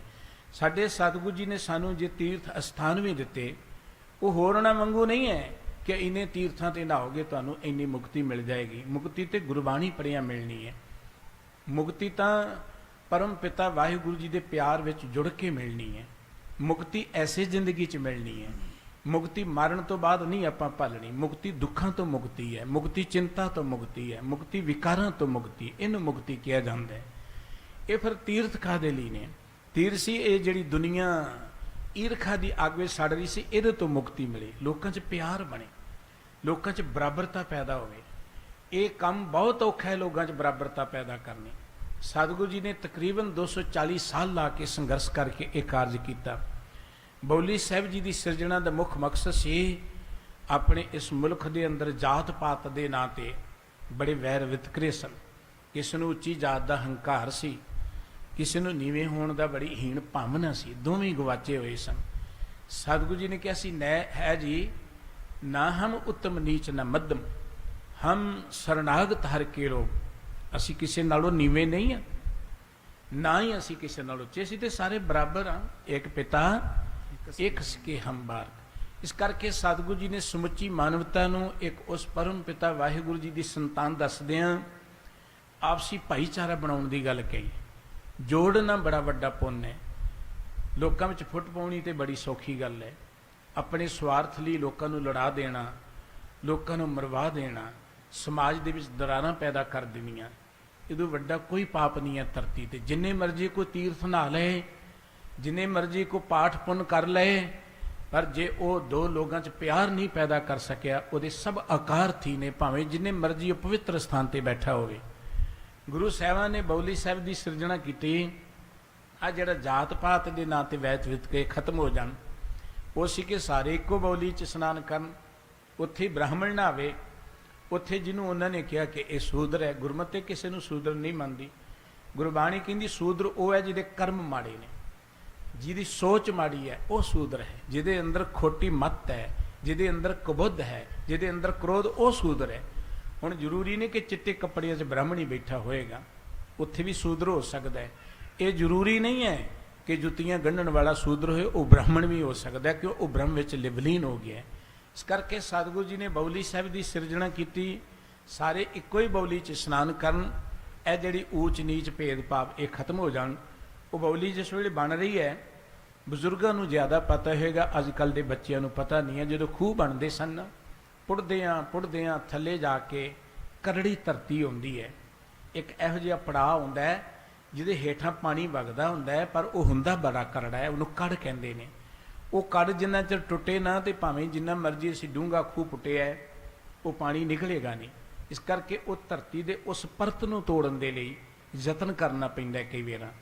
ਇੱਥੇ ਵੀ ਉਹ ਇਹੋ ਜਿਹਾ ਪੱਥਰ ਆ ਗਿਆ ਰਸਤੇ ਵਿੱਚ, ਜਿਹਨੂੰ ਤੋੜਨ ਦੇ ਲਈ ਸਤਿਗੁਰੂ ਜੀ ਨੇ ਯਤਨ ਕੀਤਾ। ਭਾਈ ਮਾਨਕ ਚੰਦ ਜੀ ਸਨ ਇੱਕ, ਉਹਨਾਂ ਨੂੰ ਕਿਹਾ ਤੁਸੀਂ ਹੇਠਾਂ ਉਤਰੋ। ਔਰ ਮਾਨਕ ਚੰਦ ਜੀ ਗਏ। ਜਦੋਂ ਉਹਨਾਂ ਨੇ ਸੈਣੀ ਲੈ ਕੇ ਹਥੌੜੇ ਨਾਲ ਉੱਥੇ ਜ਼ੋਰ ਦੀ ਸੱਟ ਲਗਾਈ, ਉਹ ਪੱਥਰ ਟੁੱਟ ਤਾਂ ਗਿਆ, ਪਰ ਹੇਠੋਂ ਪਾਣੀ ਦਾ ਪ੍ਰੈਸ਼ਰ ਇੰਨਾ ਪਿਆ, ਵਹਾਅ ਇੰਨਾ ਪਿਆ ਕਿ ਇੱਕਦਮ ਉਹ ਬੌਲੀ ਭਰ ਗਈ। ਭਾਈ ਮਾਨਕ ਚੰਦ ਵਿੱਚ ਡੁੱਬ ਗਿਆ। ਲੋਕੀ ਸੋਚਣ ਕਿ ਇਹ ਮਰ ਗਿਆ। ਸਤਿਗੁਰੂ ਜੀ ਕਹਿੰਦੇ ਜਿਹੜਾ ਮਾਨਕ ਹੈ ਉਹ ਕਦੀ ਮਰਦਾ ਨਹੀਂ ਹੈ। ਸਤਿਗੁਰੂ ਜੀ ਨੇ ਬਾਹਰ ਕੱਢਿਆ, ਉਹਦਾ ਇਲਾਜ ਕੀਤਾ, ਹੋਸ਼ ਵਿੱਚ ਲਿਆਂਦਾ, ਕਿਉਂਕਿ ਪਾਣੀ 'ਚ ਡੁੱਬ ਗਏ ਸਨ ਭਾਈ ਸਾਹਿਬ ਜੀ। ਔਰ ਸਤਿਗੁਰੂ ਸੱਚੇ ਪਾਤਸ਼ਾਹ ਜੀ ਦੀ ਇੱਕ ਗਾਥਾ ਆਪ ਜੀ ਸੁਣ ਰਹੇ ਸੀ ਕਿ ਮਾਈ ਦਾਸ ਇੱਕ ਵੈਸ਼ਨੋ ਬ੍ਰਾਹਮਣ ਸਨ, ਸ਼੍ਰੀ ਕ੍ਰਿਸ਼ਨ ਜੀ ਦੇ ਉਪਾਸ਼ਕ ਸਨ, ਮਾਝੇ ਦੇ ਇਲਾਕੇ ਦੇ ਰਹਿਣ ਵਾਲੇ ਸਨ। ਇਹ ਗੁਰੂ ਕੀ ਹਜ਼ੂਰੀ 'ਚ ਆਏ, ਗੁਰੂ ਸਾਹਿਬ ਜੀ ਦੇ ਦਰਸ਼ਨ ਦੀਦਾਰ ਕਰਕੇ ਪ੍ਰਸੰਨ ਹੋਏ। ਸਤਿਗੁਰੂ ਜੀ ਨੇ ਕਹਿ ਦਿੱਤਾ ਕਿ ਮਾਨਕ ਦਾਸ ਤੁਹਾਡੇ ਉਸਤਾਦ ਨੇ, ਗੁਰੂ ਲਿਖਿਆ ਸ਼ਬਦ, ਗੁਰੂ ਦਰ ਤੁਹਾਨੂੰ ਗੁਰੂ ਨਾਲ ਜੋੜਨਗੇ, ਗੁਰੂ ਦੀ ਗੱਲ ਸੁਣਾਉਣਗੇ। ਔਰ ਭਾਈ ਮਾਨਕ ਦਾਸ ਦੀ ਸੰਗਤ ਵਿੱਚ ਰਹਿ ਕੇ ਜਿਵੇਂ ਇਹਨਾਂ ਨੇ ਗੁਰਮਤਿ ਨੂੰ ਦ੍ਰਿੜ ਕੀਤਾ, ਜਿਵੇਂ ਇਹਨਾਂ ਨੇ ਗੁਰਮਤਿ ਦਾ ਪ੍ਰਚਾਰ ਕੀਤਾ, ਔਰ ਇੱਥੋਂ ਤੱਕ ਕਿ ਸਤਿਗੁਰੂ ਜੀ ਨੇ ਭਾਈ ਮਾਈ ਦਾਸ ਜੀ ਨੂੰ ਮੰਜੀਦਾਰ ਥਾਪ ਦਿੱਤਾ। ਇਹ ਵਾਰਤਾ ਆਪ ਜੀ ਸਰਵਣ ਕਰੋਗੇ। ਆਓ ਗੁਰੂ ਕੇ ਪਿਆਸ 'ਚ ਜੁੜੀਏ, ਇਕਾਗਰ ਚਿਤ ਹੋ ਕੇ ਗੁਰੂ ਕੇ ਬਚਨ ਸਰਵਣ ਕਰੀਏ। ਮੁਖ ਤੋਂ ਸਾਰੇ ਹੀ ਉਚਾਰਨ ਕਰੀਏ ਜੀ, ਸਤਨਾਮ ਵਾਹਿਗੁਰੂ ਸਾਹਿਬ ਜੀ। ਸਭ ਰਿਦ ਸਿਧ ਬਖਸ਼ਨ ਕੋ ਕਰਿਓ, ਨਾਮ ਜੀਵੜਾ ਤਿਸ ਕੋ ਧਰਿਓ। ਜਿਸ ਵੇਲੇ ਮਾਨਕ ਚੰਦ ਜੀ ਨੂੰ ਕੱਢਿਆ ਗਿਆ, ਸਤਿਗੁਰੂ ਜੀ ਨੇ ਉਹਦਾ ਨਾਮ ਜੀਵੜਾ, ਜਿਹਨੂੰ ਆਪਾਂ ਮਰ ਜੀਵੜਾ ਕਹਿੰਦੇ। ਦੇਖੋ ਜਿਉਂਦਿਆਂ ਬੰਦਾ ਜਿਹੜਾ ਮਰ ਜਾਏ। ਭਾਈ ਮਾਨਕ ਚੰਦ ਜੀ ਇੱਕ ਕਿਸਮ ਦੇ ਮਰ ਹੀ ਗਏ ਸਨ, ਬੌਲੀ 'ਚ ਡੁੱਬ ਗਏ। ਲੋਕਾਂ ਨੇ ਆਸ ਲਾ ਦਿੱਤੀ, ਸਤਿਗੁਰੂ ਜੀ ਦੀ ਬਖਸ਼ਿਸ਼ ਹੋਈ, ਉਹਨਾਂ ਨੂੰ ਜੀਵਨ ਮਿਲਿਆ। ਸਤਿਗੁਰੂ ਜੀ ਨੇ ਸਾਰੀਆਂ ਬਖਸ਼ਾਂ ਕਰ ਦਿੱਤੀਆਂ ਭਾਈ ਮਾਨਕ ਚੰਦ ਤੇ, ਉਹਨਾਂ ਦਾ ਨਾਮ ਜੀਵੜਾ ਰੱਖ ਦਿੱਤਾ ਹੈ। ਮਾਈ ਦਾਸ ਹਕਾਰਿਓ ਪਾਸ, ਸਤਿਗੁਰ ਕੀਨਸ ਬਾਗ ਪ੍ਰਕਾਸ਼। ਮਾਈ ਦਾਸ ਨੂੰ ਸਤਿਗੁਰੂ ਜੀ ਨੇ ਕੋਲ ਬੁਲਾਇਆ। ਇਹ ਮਾਈ ਦਾਸ ਵੈਸ਼ਨੋ ਬ੍ਰਾਹਮਣ ਸਨ, ਕਿਸੇ ਦੇ ਹੱਥ ਦੀ ਰੋਟੀ ਨਹੀਂ ਸਨ ਖਾਂਦੇ, ਆਪ ਪਕਾ ਕੇ ਖਾਂਦੇ ਸਨ। ਇਹਨਾਂ ਦੀ ਜ਼ਿੰਦਗੀ ਘਟਨਾ ਵਾਪਰੀ। ਇਹ ਗੁਰੂ ਦਰਬਾਰ 'ਚ ਆਏ, ਇਹਨਾਂ ਦੇਖਿਆ ਲੰਗਰ 'ਚ ਬੈਠਣਾ ਪੈਣਾ, ਨਹੀਂ ਬੈਠੇ। ਕਹਿਣ ਲੱਗੇ ਇੱਥੋਂ ਕੁਝ ਨਹੀਂ ਖਾਣਾ, ਮੈਂ ਆਪਣੇ ਹੱਥੀਂ ਬਣਾ ਕੇ ਖਾਵਾਂਗਾ। ਭੁੱਖੇ ਰਹੇ ਕਈ ਦਿਨ। ਆਖਰ ਇਹਨਾਂ ਨੂੰ ਇੱਕ ਆਵਾਜ਼ ਆਈ, ਸ੍ਰੀ ਕ੍ਰਿਸ਼ਨ ਜੀ ਦੇ ਰੂਪ ਵਿੱਚ ਆਵਾਜ਼ ਆਈ। ਉਹਨੇ ਕਿਹਾ ਕਿ ਜਿੱਥੋਂ ਤੂੰ ਆ ਗਿਆ ਤੇਰੀ ਭੁੱਲ ਉੱਥੇ ਹੀ ਬਖਸ਼ੀ ਜਾਣੀ, ਉੱਥੇ ਦੀਦਾਰ ਹੋਣੇ ਨੇ। ਫਿਰ ਗੁਰੂ ਕੀ ਹਜ਼ੂਰੀ 'ਚ ਆਏ। ਉਸ ਮਾਈ ਦਾਸ ਨੂੰ ਕਿਹਾ ਕਿ ਮਾਨਕ ਦਾਸ ਜਿਹੜੇ ਮਾਨਕ ਚੰਦ ਜੀ ਜਿਹੜੇ ਨੇ ਤੇਰੇ ਗੁਰੂ ਨੇ, ਇਵੇਂ ਕਹਿ ਲੋ ਕਿ ਤੈਨੂੰ ਇਹ ਸਿੱਖਿਆ ਦੇਣਗੇ, ਗੁਰਮਤ ਦੀ ਗੱਲ ਦ੍ਰਿੜ ਕਰਾਉਣਗੇ। ਤੋਹੇ ਗੁਰੂ ਏ ਮਾਨਕ ਚੰਦ ਰਾਖੋ ਇਨ ਸੋ ਪ੍ਰੇਮ ਬਿਲੰਦ। ਮਾਨਕ ਚੰਦ ਦੇ ਨਾਲ ਪਿਆਰ ਪਾਓ, ਇਹਨਾਂ ਦੀ ਸੰਗਤ ਕਰਿਆ ਕਰੋ। ਮੰਤਰ ਆਪਨੋ ਤੋਹੇ ਬਤਾਏ ਤਿਲਕ ਗੁਰਮੁਖੀ ਮਸਤਕ ਲਾਏ। ਇਹ ਤੈਨੂੰ ਗੁਰੂ ਮੰਤਰ ਦ੍ਰਿੜ ਕਰਾਉਣਗੇ, ਗੁਰਬਾਣੀ ਚੇਤੇ ਕਰਾਉਣਗੇ, ਗੁਰੂ ਦਾ ਉਪਦੇਸ਼ ਤੇਰੇ ਅੰਦਰ ਦ੍ਰਿੜ ਕਰਾਉਣਗੇ। ਔਰ ਸਤਿਗੁਰੂ ਸੱਚੇ ਪਾਤਸ਼ਾਹ ਜੀ ਨੇ ਕਹਿਤਾ ਕਿ ਤੇਰੇ ਤੇ ਗੁਰਮੁਖੀ ਦੀ ਜੋ ਬਖਸ਼ਿਸ਼ ਹੈ ਉਹ ਪ੍ਰਾਪਤ ਹੋ ਜਾਏਗੀ ਤੈਨੂੰ। ਸੇਲੀ ਦੇਈ ਕਰੋ ਸਿੱਖ ਸੰਗਤ ਸਤਿ ਨਾਮ ਜਪੀਐ ਮਿਲ ਪੰਗਤ। ਸੇਲੀ ਜਿਵੇਂ ਉਹਨਾਂ ਦੀ ਮਾਲਾ ਹੁੰਦੀ ਹੈ, ਇਦਾਂ ਰੇਸ਼ਮ ਦੀ ਇੱਕ ਮਾਲਾ ਹੁੰਦੀ, ਇਹ ਬਖਸ਼ਿਸ਼ ਕਰਦੇ ਸਨ ਸਤਿਗੁਰੂ ਜੀ, ਇਹਨੂੰ ਦੇ ਦਿੱਤੀ ਕਿ ਜਾਓ ਭਾਈ ਤੁਸੀਂ ਵੀ ਸੰਗਤ ਨੂੰ ਗੁਰਬਾਣੀ ਨਾਲ ਜੋੜੋ। ਸਹੀ ਸੰਗਿਆ ਭਗਤਨ ਕੀ ਤੁਮ ਹੋਈ ਜਗ ਸੰਤਾਪ ਬਿਨਾਸੋ ਜੋਈ। ਇਹਨਾਂ ਦੀ ਸੰਗਤ ਵਿੱਚ ਬੈਠ ਕੇ ਵਾਹਿਗੁਰੂ ਜੀ ਦਾ ਸਿਮਰਨ ਕਰੋ, ਤੁਹਾਨੂੰ ਵੀ ਹੁਣ ਇਹਨਾਂ ਦੀ ਸੰਗਤ ਪ੍ਰਾਪਤ ਹੋ ਗਈ ਹੈ, ਤੁਹਾਡੇ ਸਾਰੇ ਸੰਤਾਪ ਦੁੱਖ ਦਲਿਦਰ ਬਿਨਸ ਜਾਣਗੇ। ਤੁਮ ਅਬ ਆਪਣੇ ਗ੍ਰਹਿ ਕੋ ਜਾਵੋ ਸਤਿ ਨਾਮ ਕੋ ਜਾਪ ਜਪਾਵੋ। ਤੁਸੀਂ ਵੀ ਇਹਨਾਂ ਦੀ ਸੰਗਤ ਵਿੱਚ ਕੁਝ ਰਹਿ ਕੇ ਆਪਣੇ ਘਰ ਜਾਓ ਤੇ ਲੋਕਾਂ ਨੂੰ ਵਾਹਿਗੁਰੂ ਜੀ ਦੇ ਪਿਆਰ ਵਿੱਚ ਜੋੜੋ। ਗੁਰਮੁਖ ਮਾਰਗ ਕਰੋ ਪ੍ਰਕਾਸ਼ ਜੈ ਕੈ ਹੋਵੇ ਭਗਤ ਨਿਵਾਸ। ਗੁਰੂ ਨਾਨਕ ਸਾਹਿਬ ਜੀ ਨੇ ਜੋ ਪੰਥ ਚਲਾਇਆ ਇਹ ਗੁਰਮੁਖ ਪੰਥ ਹੈ, ਪਰਮਾਤਮਾ ਦੇ ਪਿਆਰ ਵਿੱਚ ਜੋੜਨ ਵਾਲਾ ਪੰਥ ਹੈ। ਗੁਰੂ ਨਾਨਕ ਸਾਹਿਬ ਜੀ ਦਾ ਆਪਣਾ ਪੰਥ ਨਹੀਂ ਹੈ। ਗੁਰੂ ਨਾਨਕ ਸਾਹਿਬ ਜੀ ਨੇ ਗੁਰਮੁਖ ਗਾਡੀ ਰਾਹ ਚਲਾਇਆ। ਗੁਰੂ ਮੁਖ ਦਾ ਅਰਥ ਹੈ ਜੋ ਰੱਬ ਦੇ ਸਨਮੁਖ ਨੇ। ਬਾਬਾ ਨਾਨਕ ਜੀ ਗੁਰਮੁਖਾਂ ਦੀ ਭਾਲ ਚ ਨਿਕਲੇ ਸਨ। ਗੁਰਮੁਖ ਖੋਜਤ ਭਏ ਉਦਾਸੀ ਦਰਸ਼ਨ ਕੇ ਤਾਈ ਪੇਖ ਨਿਵਾਸੀ। ਬੇਅੰਤ ਗੁਰਮੁਖਾਂ ਦੇ ਨਾਲ ਸਾਂਝ ਪਾਈ, ਗੁਰਮੁਖਾਂ ਦਾ ਇੱਕ ਪੰਥ ਖੜਾ ਕੀਤਾ। ਸਤਿਗੁਰੂ ਜੀ ਕਹਿੰਦੇ ਤੁਸੀਂ ਇਸ ਗੁਰਮੁਖ ਮਾਰਗ ਤੇ ਚੱਲੋ ਤੇ ਲੋਕਾਂ ਨੂੰ ਵੀ ਇਸ ਮਾਰਗ ਤੇ ਚੱਲਣ ਦੀ ਪ੍ਰੇਰਣਾ ਕਰੋ। ਸੁਨ ਮੁਦ ਮਾਈ ਦਾਸ ਵਿਸਾਲ ਮਾਨਕ ਕੇ ਪਾਇਨ ਤਤਕਾਲ। ਮਾਈ ਦਾਸ ਬਹੁਤ ਪ੍ਰਸੰਨ ਹੋਏ, ਗੁਰੂ ਕਾ ਬਚਨ ਮੰਨ ਕੇ ਭਾਈ ਮਾਨਕ ਚੰਦ ਜੀ ਦੇ ਚਰਨਾਂ ਤੇ ਉਹਨਾਂ ਨਮਸਕਾਰ ਕੀਤੀ ਹੈ। ਨਮਸਕਾਰ ਕਰ ਹੋਇਓ ਸੰਗ ਦੋਨੋਂ ਪ੍ਰਾਪਤ ਆਨੰਦ ਭੰਗ। ਕਿੰਨੀ ਵੱਡੀ ਗੱਲ ਹੈ ਕਿ ਸਤਿਗੁਰੂ ਆਪਣੇ ਸਿੱਖਾਂ ਨੂੰ ਕਿੱਡਾ ਵੱਡਾ ਮਾਣ ਦਿੰਦੇ ਨੇ। ਦੁਨੀਆ ਦੇ ਸਾਰੇ ਮਤ ਮਤਾਂਤਰ ਪੜੋ ਔਰ 3 ਪੱਧਰ ਨੇ ਹਰ ਮਤ ਨੂੰ ਵਾਚਣ ਦੇ। ਇੱਕ ਹੈ ਕਿ ਹਰ ਮਤ ਜਿਹੜਾ ਉਹ ਰੱਬ ਦੀ ਗੱਲ ਕਰਦਾ ਹੈ, ਪਰਮਾਤਮਾ ਦੀ ਗੱਲ ਕਰਦਾ ਹੈ, ਕੋਈ ਨਾ ਕੋਈ ਰੱਬ ਦਾ ਨਾਮ ਉਹਨਾਂ ਨੇ ਰੱਖਿਆ, ਉਸ ਨਾਲ ਰੱਬ ਦੇ ਨਾਲ ਜੁੜਨ ਦੀ ਗੱਲ ਕਰਦਾ ਹੈ। ਦੂਸਰੀ ਗੱਲ ਹੈ ਕਿ ਹਰ ਮਤ ਵਿੱਚ ਰੱਬ ਨਾਲ ਜੋੜਨ ਵਾਲੇ ਦੀ ਚਰਚਾ ਹੈ, ਜਿਹਨੂੰ ਗੁਰੂ ਕਹਿੰਦੇ, ਅਵਤਾਰ ਕਹਿੰਦੇ, ਪੀਰ ਕਹਿੰਦੇ, ਪੈਗੰਬਰ ਕਹਿੰਦੇ ਆ, ਹਰ ਮਤ ਵਿੱਚ ਹੈ। ਪਰ ਇੱਕ ਗੱਲ ਤੁਹਾਨੂੰ ਹਰ ਮਤ 'ਚ ਨਹੀਂ ਮਿਲੇਗੀ, ਜਿਹਨੂੰ ਆਪਾਂ ਕਹਿੰਦੇ ਪੈਰੋਕਾਰਾਂ ਦੀ ਵਡਿਆਈ, ਸਿੱਖਾਂ ਦੀ ਵਡਿਆਈ, ਉਹ ਤੁਹਾਨੂੰ ਮਿਲੇਗੀ ਕੇਵਲ ਗੁਰਮਤ ਦੇ ਵਿੱਚ। ਇਹ ਗੱਲ ਗੁਰੂ ਨਾਨਕ ਦੇ ਘਰ 'ਚ ਹੈ ਕਿ ਸਿੱਖ ਦੀ ਸੇਵਾ ਦੇਖ ਕੇ, ਘਾਲਣਾ ਦੇਖ ਕੇ ਸਤਿਗੁਰੂ ਜੀ ਕਹਿੰਦੇ ਜਾ ਤੈਨੂੰ ਵੀ ਵਡਿਆਈ ਦੇ ਦਿੱਤੀ ਹੈ। ਭਾਈ ਲਹਿਣਾ ਜੀ ਗੁਰੂ ਬਣ ਗਏ, ਸੇਵਕ ਸਨ। ਹੁਣ ਮਾਨਕ ਚੰਦ ਨੂੰ ਕਿੱਡੀ ਵੱਡੀ ਵਡਿਆਈ ਦੇ ਦਿੱਤੀ, ਜਾ ਮਾਨਕ ਚੰਦ ਤੂੰ ਇਹਦਾ ਗੁਰੂ, ਤੂੰ ਲੋਕਾਂ ਨੂੰ ਪ੍ਰੇਰਣਾ ਕਰ, ਰੱਬ ਦੇ ਪਿਆਰ ਵਿੱਚ ਜੋੜ। ਔਰ ਮਾਈ ਦਾਸ ਨੂੰ ਵੀ ਇਹ ਵਡਿਆਈ ਦੇਤੀ, ਜਾ ਤੂੰ ਲੋਕਾਂ ਨੂੰ ਰੱਬ ਦੇ ਪਿਆਰ ਵਿੱਚ ਜੋੜ। ਏਡੀ ਵੱਡੀ ਵਡਿਆਈ ਸਤਿਗੁਰੂ ਜੀ ਨੇ ਬਖਸ਼ ਦਿੱਤੀ। ਭੁਗਤ ਮੁਕਤ ਪ੍ਰਾਪਤ ਕਰ ਮਾਹੀ ਗੁਰ ਤੇ ਕੁਛ ਅਚਰਜੇ ਨਾਹੀ। ਸਤਿਗੁਰੂ ਜੀ ਦੇ ਦਰ ਤੋਂ ਭੁਗਤ ਮੁਕਤ। ਭੁਗਤ ਅਰਥ ਹੁੰਦੇ ਸੰਸਾਰਕ ਸੁੱਖਾਂ ਦੇ ਜਿੰਨੇ ਸਾਧਨ ਨੇ, ਭੋਗ ਪਦਾਰਥ। ਮੁਕਤ ਅਰਥ ਹੈ ਕਿ ਕਲਿਆਣ ਦੇ ਲਈ, ਆਤਮਿਕ ਆਨੰਦ ਲਈ ਜੋ ਸਾਨੂੰ ਚਾਹੀਦਾ ਹੈ। ਇਹ ਸਾਰੀਆਂ ਬਖਸ਼ਾਂ ਲੈ ਕੇ ਭਾਈ ਮਾਈ ਦਾਸ ਜੀ ਬੜੇ ਪ੍ਰਸੰਨ ਹੋਏ ਔਰ ਇਹ ਸੋਚਦੇ ਕਿ ਸਤਿਗੁਰੂ ਜੀ ਦੇ ਕੋਲ ਤਾਂ ਇਹਨਾਂ ਚੀਜ਼ਾਂ ਦੀ ਘਾਟ ਹੀ ਕੋਈ ਨਹੀਂ ਹੈ। ਇਹ ਤੇ ਦੁਰਲੱਭ ਨਹੀਂ ਗੁਰੂ ਦੇ ਕੋਲ ਆ ਕੇ, ਜਾਂ ਇਹ ਗੁਰੂ ਸਾਹਿਬ ਜੀ ਦੇ ਦਰ ਤੇ ਇਹ ਬਖਸ਼ਿਸ਼ ਮਿਲ ਸਕਦੀ ਹੈ, ਇਹ ਕੋਈ ਅਚਰਜ ਗੱਲ ਨਹੀਂ ਹੈ। ਗੁਰ ਚੇਲਾ ਦੋਨੋਂ ਤਬ ਹੋਏ ਪਦ ਸ਼੍ਰੀ ਅਮਰ ਪਰਦ ਭੇਸ ਹੋਏ। ਇਹਨਾਂ ਦੋਵਾਂ ਨੇ ਸਤਿਗੁਰੂ ਗੁਰੂ ਅਮਰਦਾਸ ਜੀ ਦੇ ਚਰਨਾਂ ਤੇ ਨਮਸਕਾਰ ਕੀਤੀ ਹੈ। ਕਰ ਬੋ ਪ੍ਰੇਮ ਬਿਨੈ ਬੋ ਠਾਨੀ ਹੈ ਸਤਿਗੁਰ ਅਪਦਾ ਸਭ ਹਾਨੀ। ਬੜੇ ਪਿਆਰ ਦੇ ਨਾਲ ਗੁਰੂ ਚਰਨਾਂ 'ਚ ਭਾਈ ਮਾਈ ਦਾਸ ਨੇ ਬੇਨਤੀ ਕੀਤੀ, ਮਹਾਰਾਜ ਤੁਸੀਂ ਮੇਰੇ ਸਾਰੇ ਦੁੱਖ ਦਲਿਦਰ ਦੂਰ ਕਰ ਦਿੱਤੇ ਹਨ। ਦੋਨੋਂ ਗਮਨ ਕੀਨ ਤਤਕਾਲੇ ਸਦਨ ਆਪਨੇ ਬਸੇ ਸੁਖਾਲੇ। ਦੋਵੇਂ ਆਪੋ ਆਪਣੇ ਘਰਾਂ ਨੂੰ ਚੱਲ ਪਏ, ਆਪਣੇ ਘਰ 'ਚ ਬੜੇ ਸੁੱਖ ਦੇ ਨਾਲ ਇਹ ਰਹਿਣ ਲੱਗ ਪਏ। ਸਤ ਨਾਮ ਬੋ ਨਾਰੇ ਉਪਦੇਸ਼ਾ ਸਿੱਖੀ ਕੋ ਵਿਸਤਾਰ ਵਿਸ਼ੇਖਾ। ਬਹੁਤ ਸਾਰੇ ਲੋਕਾਂ ਨੂੰ ਇਹਨਾਂ ਨੇ ਵਾਹਿਗੁਰੂ ਜੀ ਦੇ ਪਿਆਰ ਜੋੜਿਆ, ਸਿੱਖੀ ਦਾ ਬਹੁਤ ਪ੍ਰਚਾਰ ਕੀਤਾ। ਮਾਈ ਦਾਸ ਨੇ ਮਾਝੇ ਦੇ ਇਲਾਕੇ 'ਚ, ਮਾਝਾ ਕਿਹਾ ਜਾਂਦਾ ਬਿਆਸ ਤੇ ਰਾਵੀ ਦੇ ਵਿਚਲੇ ਇਲਾਕੇ ਨੂੰ, ਇਸ ਇਲਾਕੇ ਵਿੱਚ ਬਹੁਤ ਭਾਰੀ ਸਿੱਖੀ ਦਾ ਪ੍ਰਚਾਰ ਕੀਤਾ। ਬਚਨ ਕਹਿਓ ਤਤ ਛਿਨਪੁਰ ਜਾਵੇ, ਲੋਕ ਅਨੇਕ ਪੂਜਬੇ ਆਵੇ। ਵਾਹਿਗੁਰੂ ਜੀ ਦੇ ਪਿਆਰ ਜੁੜ ਕੇ ਮਨ ਕਰਕੇ ਇੰਨਾ ਪਵਿੱਤਰ ਹੋ ਗਿਆ, ਮੁਖ ਤੋਂ ਜੋ ਗੱਲ ਕਹਿੰਦਾ ਹੈ ਇਹਦੀ ਝਟ ਪੂਰੀ ਹੋ ਜਾਂਦੀ ਹੈ ਤੇ ਲੋਕੀ ਇਹਦੇ ਪ੍ਰਤੀ ਬਹੁਤ ਸ਼ਰਧਾ ਤੇ ਪਿਆਰ ਰੱਖਦੇ ਹਨ। ਜੋ ਜਾਚੈ ਇਨਕੇ ਢਿਗ ਆਏ, ਹਿਰਦੇ ਮਨੋਰਥ ਤਤ ਛਿਨ ਪਾਏ। ਜਦੋਂ ਵੀ ਕੋਈ ਆਉਂਦਾ ਹੈ ਇਹਨਾਂ ਦੇ ਕੋਲ ਆ ਕੇ ਕਿਸੇ ਚੀਜ਼ ਦੀ ਜਾਚਣਾ ਕਰਦਾ ਹੈ ਤੇ ਉਹਦੀਆਂ ਇਹ ਕਾਮਨਾਵਾਂ ਪੂਰਨ ਹੁੰਦੀਆਂ ਹਨ। ਹੋਏ ਬਸੋਏ ਕੋ ਦਿਨ ਜਬੈ, ਚਲਿਆ ਵੈ ਸਤਿਗੁਰ ਢਿਗ ਤਬੈ। ਵਿਸੋਵਾ ਦਾ ਅਰਥ ਹੈ ਵਿਸਾਖੀ। ਗੁਰੂ ਅਮਰਦਾਸ ਜੀ ਮਹਾਰਾਜ ਨੇ ਗੋਇੰਦਵਾਲ ਵਿੱਚ ਇੱਕ ਦਿਨ ਨਿਯਤ ਕੀਤਾ ਸੀ, ਸਾਲਾਨਾ ਜੋੜ ਮੇਲਾ ਵਿਸਾਖੀ ਦੇ ਦਿਨ ਤੇ ਭਾਈ ਪਾਰੋ ਜੀ ਦੇ ਕਹਿਣ ਤੇ। ਸੋ ਇਹ ਵੀ ਵਿਸਾਖੀ ਦੇ ਮੇਲੇ ਤੇ ਇਕੱਠੇ ਹੋ ਕੇ ਸਤਿਗੁਰੂ ਜੀ ਦੇ ਕੋਲ ਆਉਂਦੇ, ਦੀਦਾਰ ਕਰਦੇ ਹਨ। ਦਰਸ਼ਨ ਕਰਨੇ ਜ ਬਿਨੈ ਸੁਨਾਵੇ, ਬੋਰ ਆਪਣੇ ਗ੍ਰਹਿ ਕੋ ਜਾਵੇ। ਗੁਰੂ ਕੇ ਦੀਦਾਰ ਕਰਕੇ ਆਪਣੀਆਂ ਬੇਨਤੀਆਂ ਕਰਦੇ ਨੇ, ਫਿਰ ਆਪਣੇ ਘਰਾਂ ਨੂੰ ਚਲੇ ਜਾਂਦੇ ਹਨ। ਭਈ ਜਗਤ ਮੈਂ ਬੜ ਵਡਿਆਈ, ਅੰਤ ਸਮੈ ਸੋ ਸੁਖ ਸੋਗਤ ਪਾਈ। ਜਗਤ ਵਿੱਚ ਬਹੁਤ ਵਡਿਆਈ ਹੋਈ ਮਾਈ ਦਾਸ ਜੀ ਦੀ, ਭਾਈ ਮਾਨਕ ਚੰਦ ਦੀ। ਅਖੀਰ ਵੇਲੇ ਇਹ ਸੁੱਖਾਂ ਦੇ ਦਾਤੇ ਵਿੱਚ ਸਮਾ ਗਏ। ਬਖਸ਼ਿਸ਼ ਕਰੇ ਕਿਰਪਾਲ, ਸਿੱਖੀ ਪੰਥ ਪ੍ਰਸਿੱਧ ਹਿਤ। ਸਤਿਗੁਰੂ ਸਾਹਿਬ ਸ੍ਰੀ ਗੁਰੂ ਅਮਰਦਾਸ ਜੀ ਮਹਾਰਾਜ ਕਿਰਪਾਲੂ ਸਤਿਗੁਰੂ ਜੀ ਬਖਸ਼ਣ ਕਰਦੇ ਨੇ ਸਿੱਖੀ ਦੇ ਪ੍ਰਚਾਰ ਪ੍ਰਸਾਰ ਦੇ ਲਈ। ਸੇਵਕ ਹੋਤ ਨਿਹਾਲ, ਪਾਰ ਬ੍ਰਹਮ ਗੁਰ ਪ੍ਰੇਮ ਚਿਤ। ਔਰ ਇਸ ਤਰੀਕੇ ਦੇ ਨਾਲ ਗੁਰੂ ਕੇ ਸੇਵਕ ਜਿਹੜੇ ਨੇ ਉਹ ਗੁਰੂ ਦੇ ਦੱਸੇ ਮਾਰਗ ਤੇ ਚੱਲ ਕੇ ਨਿਹਾਲ ਹੁੰਦੇ ਨੇ ਔਰ ਉਹਨਾਂ ਦੇ ਮਨ ਅੰਦਰ ਪਰਮਾਤਮਾ ਦਾ ਪਿਆਰ ਵਸਦਾ ਹੈ। ਲਵਪੁਰ ਚਲੇ ਮਿਲੇ ਦਰਸਾਵੇ, ਇਸ ਨਿਸ਼ਚੇ ਕੋ ਪ੍ਰੇਮ ਵਡਾਵੇ। ਇਸ ਤਰ੍ਹਾਂ ਗੁਰੂ ਕੀਆਂ ਸੰਗਤਾਂ ਦੂਰੋਂ ਦੂਰੋਂ ਚੱਲ ਕੇ ਆਉਂਦੀਆਂ ਨੇ ਗੁਰੂ ਕੇ ਦੀਦਾਰ ਕਰਨ ਦੇ ਲਈ। ਭਾਈ ਸਾਹਿਬ ਜੀ ਇੱਕ ਹੋਰ ਗੁਰਮੁਖ ਦੀ ਗਾਥਾ ਦੱਸ ਰਹੇ ਨੇ, ਜਿਹੜਾ ਗੁਰੂ ਦੀ ਹਜ਼ੂਰੀ 'ਚ ਆ ਕੇ ਗੁਰੂ ਕੀ ਬਖਸ਼ਿਸ਼ ਦਾ ਪਾਤਰ ਬਣਦਾ ਹੈ। ਬਸੀ ਖਤਰੀ ਗੰਗੋ ਨਾਮਾ, ਧਨ ਵਿਵਹਾਰ ਕਰਨ ਤੇ ਕਾਮਾ।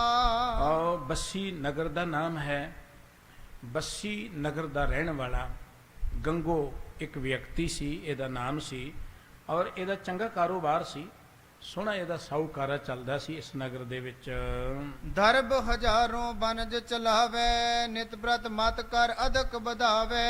ਔਰ ਆਪਣੀ ਅਕਲ ਦੇ ਨਾਲ ਇਹ ਹਜ਼ਾਰਾਂ ਰੁਪਏ ਰੋਜ਼ ਕਮਾਉਂਦਾ ਹੈ, ਸੋਹਣਾ ਇਹਦਾ ਕਾਰੋਬਾਰ ਚੱਲਦਾ ਹੈ, ਹਰ ਰੋਜ਼ ਵਧਾਈ ਜਾਂਦਾ ਹੈ। ਬਿਗੜਿਓ ਇੱਕ ਬਾਰ ਵਿਵਹਾਰੇ, ਪਾਇਸ ਟੋਟਾ ਜਿਤ ਕਿਤ ਸਾਰੇ। ਇਹ ਹੁਣ ਵਪਾਰ ਦੀ ਗੱਲ ਹੈ, ਕਈ ਵਾਰੀ ਵਪਾਰ ਚੱਲ ਵੀ ਜਾਂਦੇ ਨੇ, ਵਿਗੜ ਵੀ ਜਾਂਦੇ ਨੇ। ਇੱਕ ਵਾਰੀ ਇਹਦੇ ਕਾਰੋਬਾਰ 'ਚ ਘਾਟਾ ਪੈ ਗਿਆ ਔਰ ਬਹੁਤ ਵੱਡਾ ਘਾਟਾ ਪੈਣ ਦੇ ਨਾਲ ਕਾਰੋਬਾਰ ਇਹਦਾ ਜਿਹੜਾ ਸੀ ਉਹ ਵਿਗੜ ਗਿਆ। ਨਹੀਂ ਸਹਾਇਕ ਕੋ ਤਿਸ ਭਇਓ, ਹੁਤੋ ਉਦਾਰਨਾ ਸੋ ਕਿਨ ਦਿਓ। ਔਰ ਇਹਦਾ ਕੋਈ ਮਦਦਗਾਰ ਨਾ ਬਣਿਆ। ਕਈਆਂ ਲੋਕਾਂ ਨੂੰ ਇਹਨੇ ਉਧਾਰ ਵੀ ਪੈਸਾ ਦਿੱਤਾ ਸੀ, ਇਹਦਾ ਮੁੜਿਆ ਨਾ, ਕਾਰੋਬਾਰ ਜਿਹੜਾ ਸੀ ਇਹਦਾ ਰੁਕ ਗਿਆ। ਬੜਾ ਕਸ਼ਟ ਹੋਏ ਇਸ ਮਨ ਮਾਹੀ, ਸੋ ਉਪਚਾਰ ਚਲਿਓ ਤਿਸ ਨਾਹੀ। ਬਹੁਤ ਦੁਖੀ ਹੋਇਆ, ਏਡਾ ਵੱਡਾ ਕਾਰੋਬਾਰ ਠੱਪ ਹੋ ਗਿਆ ਹੈ, ਹੁਣ ਕੋਈ ਚਾਰਾ ਨਹੀਂ ਚੱਲਦਾ ਉਸ ਵੇਲੇ। ਨਿਜ ਕੁਟੰਬ ਸੰਬੰਧੀ ਆਨ, ਅਰਜਨ ਸੰਗ ਬਨਜ ਕੋ ਠਾਨ। ਕਈ ਇਹਦੇ ਸੰਬੰਧੀ ਸਨ, ਪਰਿਵਾਰ ਦੇ ਜੀ ਸਨ, ਜਿਨ੍ਹਾਂ ਨਾਲ ਮਿਲ ਕੇ ਇਹ ਪਹਿਲਾਂ ਵਪਾਰ ਕਰਦਾ ਸੀ। ਆਦ ਸਖਾ ਸਭ ਤੇ ਦੁਖ ਪਾਇਸ, ਟਿਕਿਓ ਨ ਪਗ ਕਰ ਰਿਓ ਪਾਇਸ। ਹੋਰ ਜਿਹੜੇ ਇਹਦੇ ਮਿੱਤਰ ਆਦਿਕ ਸਨ, ਕੋਈ ਵੀ ਇਹਦਾ ਸਾਥੀ ਨਾ ਰਿਹਾ, ਸਾਰੇ ਇਹਦੇ ਤੋਂ ਭੱਜ ਗਏ। ਚੌ ਦਿਸ਼ ਤੇ ਜਬ ਸੰਕਟ ਪਰਿਓ, ਸਤਿਗੁਰ ਸੋਜਾ ਸ਼ਰਵਨ ਤਿਨ ਕਰਿਓ। ਜਦੋਂ ਸਾਰੇ ਪਾਸਿਆਂ ਤੋਂ ਇਹ ਨਿਰਾਸ਼ ਹੋ ਗਿਆ ਨਾ, ਤੇ ਆਖਰ ਕਿਸੇ ਨੇ ਇਸ ਨੂੰ ਗੁਰੂ ਘਰ ਦੀ ਦੱਸ ਪਾਈ ਹੈ। ਸ਼ੋਰ ਸਿਵਨ ਕੋ ਨਿਕਸਿਓ ਕੈਸੇ, ਫਸਿਓ ਜਾਲ ਝਖ ਤਿਆਗਿਓ ਜੈਸੇ। ਇਹ ਰਾਤੋਂ ਰਾਤ ਘਰੋਂ ਨਿਕਲ ਗਿਆ, ਬਿਨਾਂ ਕਿਸੇ ਨੂੰ ਦੱਸਿਆ ਘਰੋਂ ਬਾਹਰ ਚਲ ਗਿਆ ਹੈ। ਔਰ ਸ਼੍ਰੀ ਅਮਰ ਆਸੇ ਕਧਾਰੀ, ਪਰੋ ਸ਼ਰਨ ਹੋਏ ਦੁਖ ਤੇ ਪਾਰੀ। ਜਿਵੇਂ ਇਸ ਨੇ ਸਤਿਗੁਰੂ ਜੀ ਦੀ ਵਡਿਆਈ ਸੁਣੀ ਸੀ, ਮਨ ਵਿੱਚ ਕੇਵਲ ਗੁਰੂ ਦਾ ਆਸਰਾ ਲੈ ਕੇ ਗੋਇੰਦਵਾਲ ਸਾਹਿਬ ਜੀ ਨੂੰ ਚੱਲ ਪਿਆ। ਦ੍ਰਿੜ ਪ੍ਰਤੀਤ ਤਰ ਦਰਸ਼ਨ ਆਇਓ, ਪ੍ਰਥਮ ਦੇਗ ਤੇ ਭੋਜਨ ਖਾਇਓ। ਮਨ ਚ ਪੂਰੀ ਪ੍ਰਤੀਤ ਲੈ ਕੇ ਆਇਆ, ਭਰੋਸਾ ਲੈ ਕੇ ਆਇਆ। ਸਭ ਤੋਂ ਪਹਿਲਾਂ ਗੁਰੂ ਕੇ ਲੰਗਰ ਚ ਗਿਆ ਹੈ, ਪ੍ਰਸ਼ਾਦਾ ਆਦਿਕ ਛਕਿਆ ਹੈ। ਪ੍ਰੇਮ ਧਾਰ ਪੁਨ ਗਮਨਿਓ ਪਾਸ, ਦੇਖੇ ਜਬ ਮਨ ਭਇਓ ਹੁਲਾਸ। ਤੇ ਫਿਰ ਪਿਆਰ ਲੈ ਕੇ ਸਤਿਗੁਰੂ ਸੱਚੇ ਪਾਤਸ਼ਾਹ ਜੀ ਦੇ ਕੋਲ ਚਲਿਆ ਗਿਆ। ਜਦੋਂ ਸਤਿਗੁਰੂ ਜੀ ਬੜੇ ਪ੍ਰਸੰਨਚਿਤ ਬੈਠੇ ਸਨ ਇਹ ਗੁਰੂ ਸਾਹਿਬ ਜੀ ਦੇ ਕੋਲ ਬੈਠ ਗਿਆ। ਗੁਰੂ ਕੇ ਦੀਦਾਰ ਕਰਕੇ ਬੜਾ ਪ੍ਰਸੰਨ ਹੋਇਆ। ਤਰਾਹਿ ਤਰਾਏ ਕਰ ਸ਼ਰਣੀ ਪਰਿਓ, ਗੁਰ ਪਗ ਪੰਕਜ ਸਿਰ ਪਰ ਧਰਿਓ। ਬੜੀ ਨਿਮਰਤਾ ਦੇ ਨਾਲ ਇਸ ਨੇ ਗੁਰੂ ਚਰਨਾਂ ਤੇ ਸੀਸ ਟਿਕਾਇਆ, ਬੇਨਤੀ ਕੀਤੀ ਹੈ। ਬੈਠਿਓ ਨਿਕਟ ਗਇਓ ਗੁਰ ਦਿਆਲ, ਕਉ ਗੰਗੋ ਕਿਆ ਤੋਰ ਹਵਾਲ। ਸਤਿਗੁਰੂ ਜੀ ਦੇ ਕੋਲ ਬੈਠ ਗਿਆ।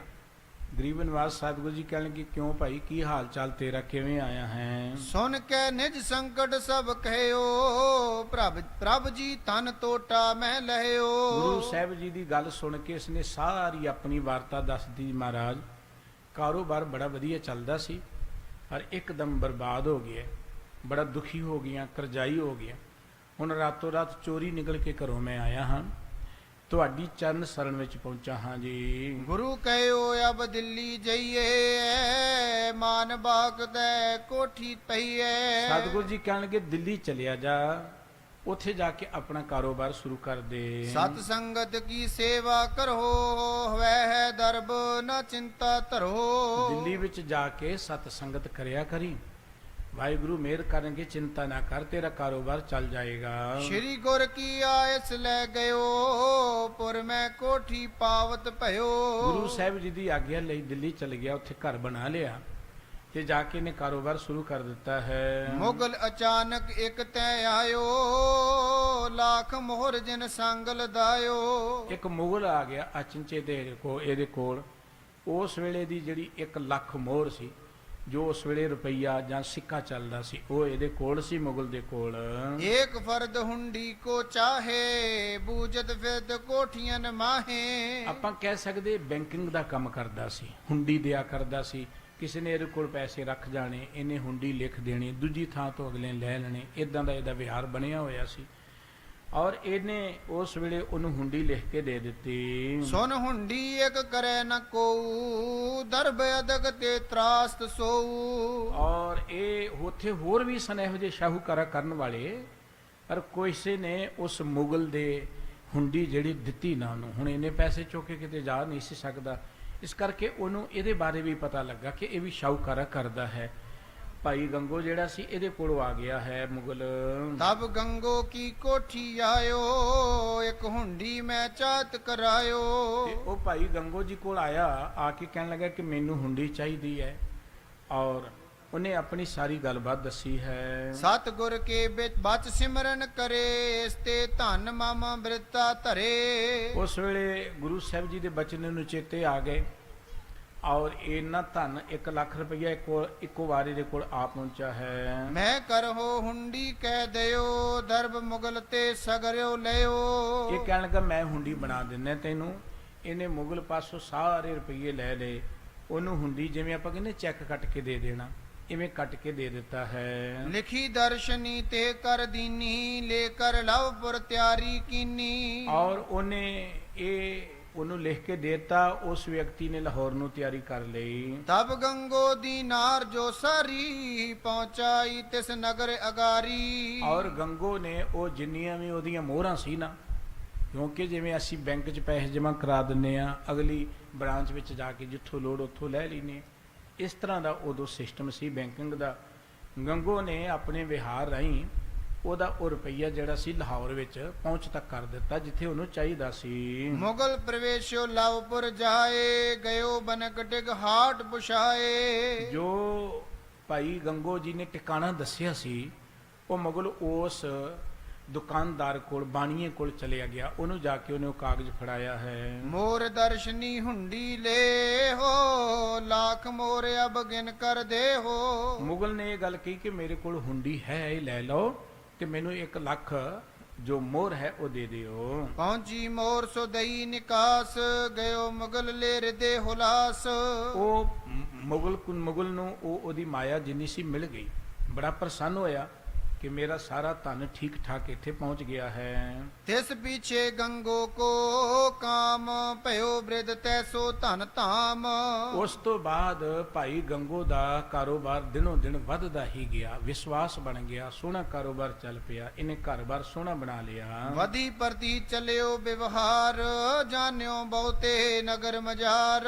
ਲੋਕਾਂ 'ਚ ਪ੍ਰਤੀਤ ਬਣ ਗਈ, ਨਗਰਾਂ ਪਿੰਡਾਂ ਸ਼ਹਿਰਾਂ ਦੇ ਵਿੱਚ ਇਹਦੇ ਨਾਮ ਦੀ ਚਰਚਾ ਸ਼ੁਰੂ ਹੋ ਗਈ। ਕਿਤਕ ਬਰਸ ਬੀਤੇ ਤਿਸ ਥਾਇਓ ਤਬ ਸ੍ਰੀ ਅਮਰ ਨਿਕਟ ਦੇ ਜਿਆਇਓ।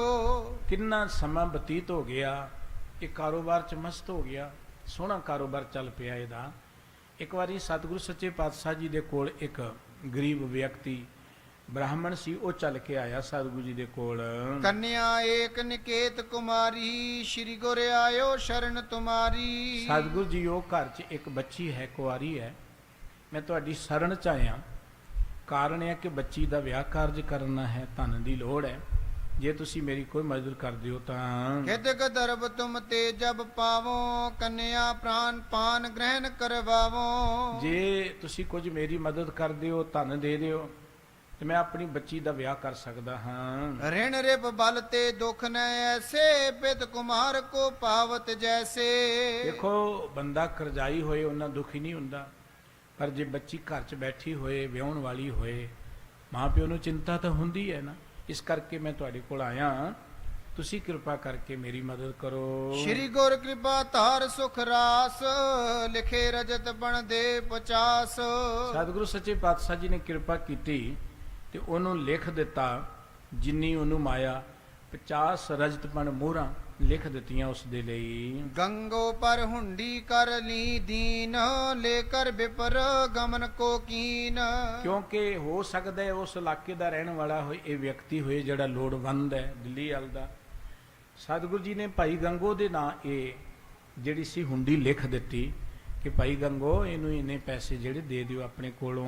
ਪਹੁੰਚਿਓ ਪੁਰ ਕਾਗਜ ਜਬ ਦਿਓ ਗੰਗੋ ਪਿਖ ਬਿਸਮੇ ਹੋਏ ਗਇਓ। ਚੱਲਦਾ ਚੱਲਦਾ ਇਹ ਵਿਅਕਤੀ ਲੋੜਵੰਦ ਜਿਹੜਾ ਸੀ ਦਿੱਲੀ ਪਹੁੰਚ ਗਿਆ। ਭਾਈ ਗੰਗੋ ਦਾ ਜਿਹੜਾ ਸੀ ਘਰ ਉਹਨੇ ਲੱਭ ਲਿਆ, ਟਿਕਾਣਾ ਲੱਭ ਲਿਆ। ਸਤਿਗੁਰੂ ਜੀ ਦੇ ਹੱਥਾਂ ਦੀ ਲਿਖੀ ਹੋਈ ਹੁੰਡੀ ਜਿਸ ਵੇਲੇ ਗੰਗੋ ਨੂੰ ਦਿੱਤੀ ਤੇ ਗੰਗੋ ਬੜਾ ਹੈਰਾਨ ਰਹਿ ਗਿਆ। ਦੂਸ਼ਣ ਬਇਓ ਨ ਧਨ ਕੋ ਦੀਨ ਹਟਿਓ ਵਿਪਰ ਔਰ ਸੰਕਟ ਪੀਨ। ਉਹਨੇ ਕੋਈ ਜਵਾਬ ਨਹੀਂ ਦਿੱਤਾ, ਪੈਸੇ ਵੀ ਨਹੀਂ ਦਿੱਤੇ, ਚੁੱਪ ਕਰ ਗਿਆ, ਕੋਈ ਗੱਲਬਾਤ ਨਹੀਂ ਕੀਤੀ। ਸ਼੍ਰੀ ਗੁਰ ਔਰ ਉਹਨੂੰ ਪੈਸੇ ਨਹੀਂ ਦਿੱਤੇ, ਉਹ ਵਾਪਸ ਆ ਗਿਆ ਵਿਅਕਤੀ। ਸ਼੍ਰੀ ਗੁਰ ਅਮਰਦਾਸ ਕੇ ਪਾਸ ਆਇਓ ਸ਼ੂਸ਼ਾ ਭਇਓ ਨਿਰਾਸ। ਲੋੜਵੰਦ ਸੀ, ਮਜਬੂਰ ਸੀ, ਉਹ ਫਿਰ ਸਤਿਗੁਰੂ ਜੀ ਦੇ ਕੋਲ ਆਇਆ ਔਰ ਖਾਲੀ ਹੱਥ ਜਦੋਂ ਪਹੁੰਚਾ, ਨਿਰਾਸ਼ ਸੀ। ਦੇਖੋ ਕਿੰਨਾ ਲੰਬਾ ਸਫ਼ਰ ਹੈ ਗੋਇੰਦਵਾਲ ਤੋਂ ਦਿੱਲੀ ਦਾ, ਉਹ ਗਿਆ ਹੋਏਗਾ, ਆਇਆ ਹੋਏਗਾ ਔਰ ਪਹਿਲਾਂ ਹੀ ਮਜਬੂਰ ਸੀ, ਫਿਰ ਉਹਨੂੰ ਇੰਨੀ ਘਾਲਣਾ ਕਰਨੀ ਪਈ। ਸਤਿਗੁਰੂ ਜੀ ਦੇ ਕੋਲ ਪਹੁੰਚਾ ਹੈ। ਅੰਤਰਜਾਮੀ ਸਭ ਕੁਛ ਜਾਨਾ ਗੰਗੋ ਪਾਏ ਦਰਬ ਅਭਿਮਾਨਾ। ਸਤਿਗੁਰੂ ਜੀ ਸਮਝ ਗਏ ਕਿ ਇਹ ਖਾਲੀ ਹੱਥ ਆਇਆ ਹੈ, ਗੰਗੋ ਨੇ ਇਹਨੂੰ ਪੈਸਾ ਨਹੀਂ ਦਿੱਤਾ, ਤੇ ਸਤਿਗੁਰੂ ਜੀ ਇਹ ਵੀ ਸਮਝ ਗਏ ਕਿ ਉਹਨੂੰ ਹੁਣ ਪੈਸੇ ਕਰਕੇ ਗੁਰੂ ਵੀ ਭੁੱਲ ਗਏ, ਹੰਕਾਰ ਆ ਗਿਆ ਪੈਸੇ ਕਰਕੇ। ਕਰਿਓ ਵਿਚਾਰਨ ਦਰਬ ਸੁਭਾਏ ਜਿਸ ਟਿਕਿਆ ਵੈ ਸੁਧ ਤਿਸ ਜਾਏ। ਉਸ ਵੇਲੇ ਸਤਿਗੁਰੂ ਜੀ ਨੇ ਇਹ ਗੱਲ ਕਹੀ ਕਿ ਇਹ ਧਨ ਦਾ ਸੁਭਾਅ ਹੀ ਹੈ।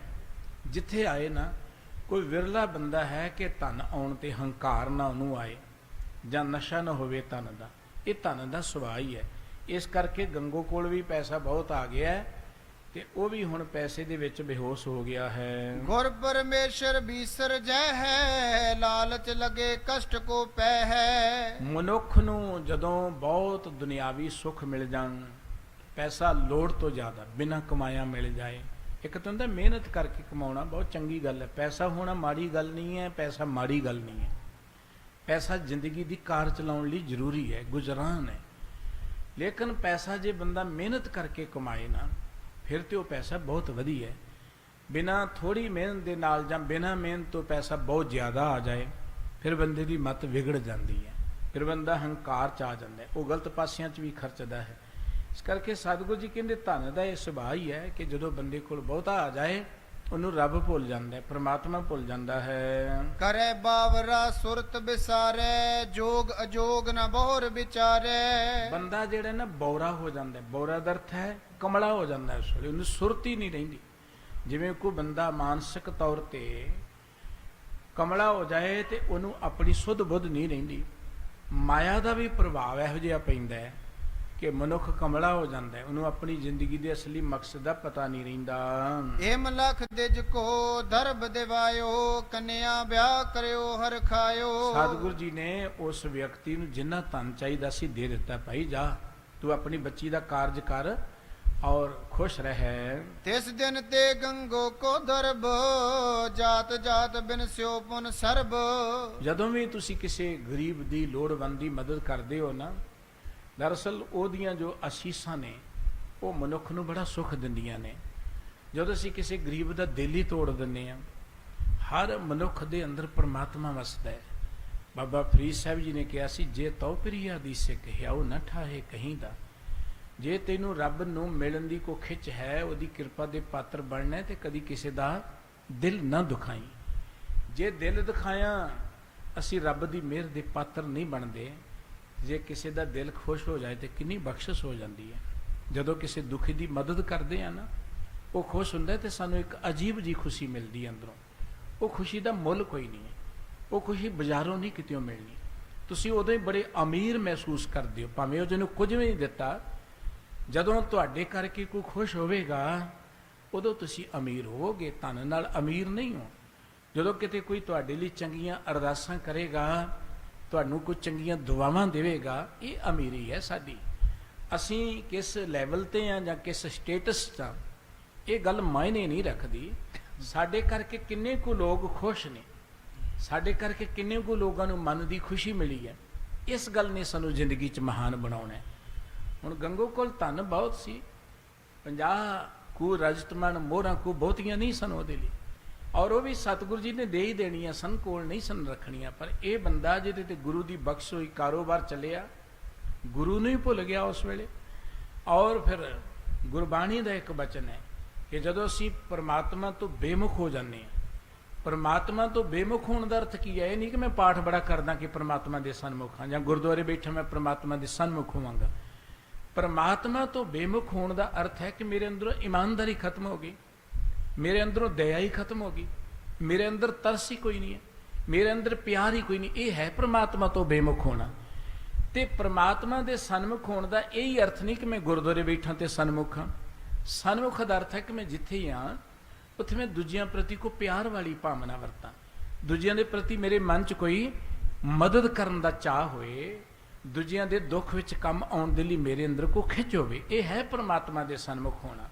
ਔਰ ਗੁਰਬਾਣੀ ਨੇ ਵਾਰ-ਵਾਰ ਸਾਨੂੰ ਇਹ ਪ੍ਰੇਰਣਾ ਦਿੱਤੀ ਹੈ, ਜਿੰਨਾ ਚਿਰ ਜਗਤ ਵਿੱਚ ਰਹਿਣਾ ਵਿੱਚ ਦੁਨੀਆ ਸੇਵ ਕਮਾਈ ਹੈ, ਤਾਂ ਦਰਗਹਿ ਬੈਸਣ ਪਾਈ ਹੈ, ਕਹੋ ਨਾਨਕ ਬਾਹਾਂ ਲੋੜਾਈ ਹੈ। ਇਹ ਤੇ ਪਰਮਾਤਮਾ ਤੋਂ ਬੇਮੁਖ ਹੋ ਗਿਆ। ਆਇਆ ਸੀ ਸਤਿਗੁਰੂ ਜੀ ਦੇ ਕੋਲ, ਗੁਰੂ ਸਾਹਿਬ ਨੇ ਕਿਹਾ ਸੀ ਸੰਗਤ ਨਾਲ ਜੁੜਿਆ ਕਰ, ਸੇਵਾ ਕਰਿਆ ਕਰ। ਪਰ ਪੈਸਾ ਆਉਣ ਨਾਲ ਉਹ ਗੱਲ ਭੁੱਲ ਗਈ। ਔਰ ਹੋਇਆ ਕੀ ਫਿਰ? ਪਰਮੇਸ਼ਰ ਤੇ ਭੁੱਲਿਆ ਵਿਆਪਨ ਸਭੇ ਰੋਗ, ਹਰ ਬਿਸਰ ਸਭ ਕਾ ਮੁਹਤਾਜ।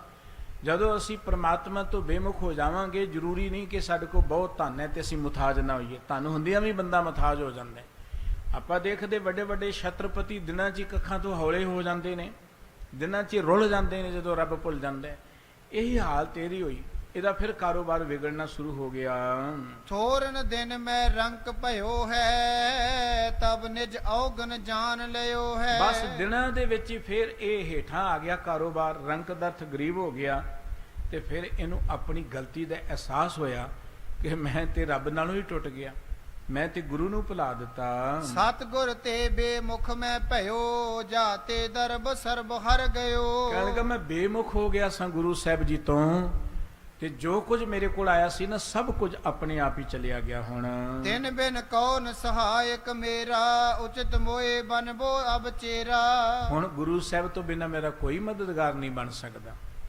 ਉਚਿਤ ਇਹ ਹੈ ਕਿ ਮੈਂ ਉਹਨਾਂ ਦੇ ਚਰਨਾਂ 'ਚ ਜਾਵਾਂ। ਸਭ ਵਿਦ ਸੇਵਾ ਕਰੋ ਗੁਸਾਈ, ਫੇਰੋ ਬੜਨੀ ਤਿਨ ਦਰ ਜਾਈ। ਮੈਂ ਹਰ ਤਰੀਕੇ ਨਾਲ ਸੇਵਾ ਕਰਾਂ। ਵੱਢਣੀ ਕਿਹਾ ਜਾਂਦਾ ਝਾੜੂ ਨੂੰ, ਬੁਹਾਰੀ ਨੂੰ। ਮੈਂ ਗੁਰੂ ਘਰ 'ਚ ਜਾ ਕੇ ਝਾੜੂ ਮਾਰਾਂ, ਸੇਵਾ ਕਰਾਂ, ਗੁਰੂ ਕੀ ਬਖਸ਼ਿਸ਼ ਪ੍ਰਾਪਤ ਕਰਾਂ। ਸਿਰ ਧਰ ਜਲ ਢੋਵੋ ਚਿਰਕਾਲ, ਕਰੋ ਸੇਵੇ ਤਜਾਦ ਵਿਸਾਲ। ਮੈਂ ਗੁਰੂ ਕੇ ਲੰਗਰ ਵਿੱਚ ਪਾਣੀ ਢੋਵਾਂ ਜਾ ਕੇ, ਕਿੰਨਾ ਚਿਰ ਮੈਂ ਗੁਰੂ ਦਰ ਤੇ ਜਾ ਕੇ ਸੇਵਾ ਕਰਾਂ। ਦਿੱਲੀ ਪੁਰ ਤੇ ਨਿਕਸਿਓ ਚੋਰੀ, ਤੂਰਨ ਪੰਥ ਆਏ ਗੁਰ ਓਰੀ। ਕਿਉਂਕਿ ਹਾਲ ਇਹਦਾ ਫਿਰ ਪਹਿਲੇ ਵਾਲਾ ਹੋ ਗਿਆ, ਕਰਜ਼ਾਈ ਹੋ ਗਿਆ। ਹੁਣ ਜਿਨ੍ਹਾਂ ਨੂੰ ਇਹਨੇ ਪੈਸੇ ਆਦਿਕ ਦੇਣੇ ਸੀ, ਜਿਨ੍ਹਾਂ ਦਾ ਇਹ ਕਰਜ਼ਾਈ ਸੀ, ਉਹਨਾਂ ਤੋਂ ਡਰਦਾ ਹੋਇਆ ਚੋਰੀ ਦਿੱਲੀ ਤੋਂ ਚੱਲ ਪਿਆ ਔਰ ਗੋਇੰਦਵਾਲ ਸਾਹਿਬ ਜੀ ਵਿੱਚ ਆ ਪਹੁੰਚਾ ਹੈ। ਇਹਾਂ ਬਾਪ ਕਾ ਹੋਵਤ ਤਿਆਰੀ, ਮਿਲ ਸਭ ਹਿਨ ਮੈਂ ਲਾਗਿਓ ਕਾਰੀ। ਬਾਪ ਕਾ ਕਹਿੰਦੇ ਨੇ ਬੌਲੀ ਨੂੰ। ਬੌਲੀ ਸਾਹਿਬ ਜੀ ਦੀ ਤਿਆਰੀ ਹੋ ਰਹੀ ਸੀ ਉਸ ਵੇਲੇ। ਇਹ ਵੀ ਆ ਕੇ ਸੇਵਾ ਵਿੱਚ ਜੁਟ ਗਿਆ ਹੈ। ਅੰਤਰਜਾਮੀ ਸਭ ਕਿਛ ਜਾਨਾ, ਢਿਗ ਕਾਰਨੈ ਕਛੂ ਬਖਾਨਾ। ਇਸ ਵਾਰੀ ਇਹ ਗੁਰੂ ਸਾਹਿਬ ਜੀ ਦੇ ਕੋਲ ਨਹੀਂ ਗਿਆ, ਲੰਗਰ ਛਕਿਆ ਹੈ, ਉਵੇਂ ਇਹਨੇ ਮੱਥਾ ਟੇਕਿਆ, ਆ ਗਿਆ, ਸੇਵਾ 'ਚ ਲੱਗ ਗਿਆ, ਔਰ ਸਤਿਗੁਰੂ ਜੀ ਦੇ ਨੇੜੇ ਨਹੀਂ ਬਹੁਤਾ ਗਿਆ, ਸੇਵਾ 'ਚ ਜੁਟ ਗਿਆ।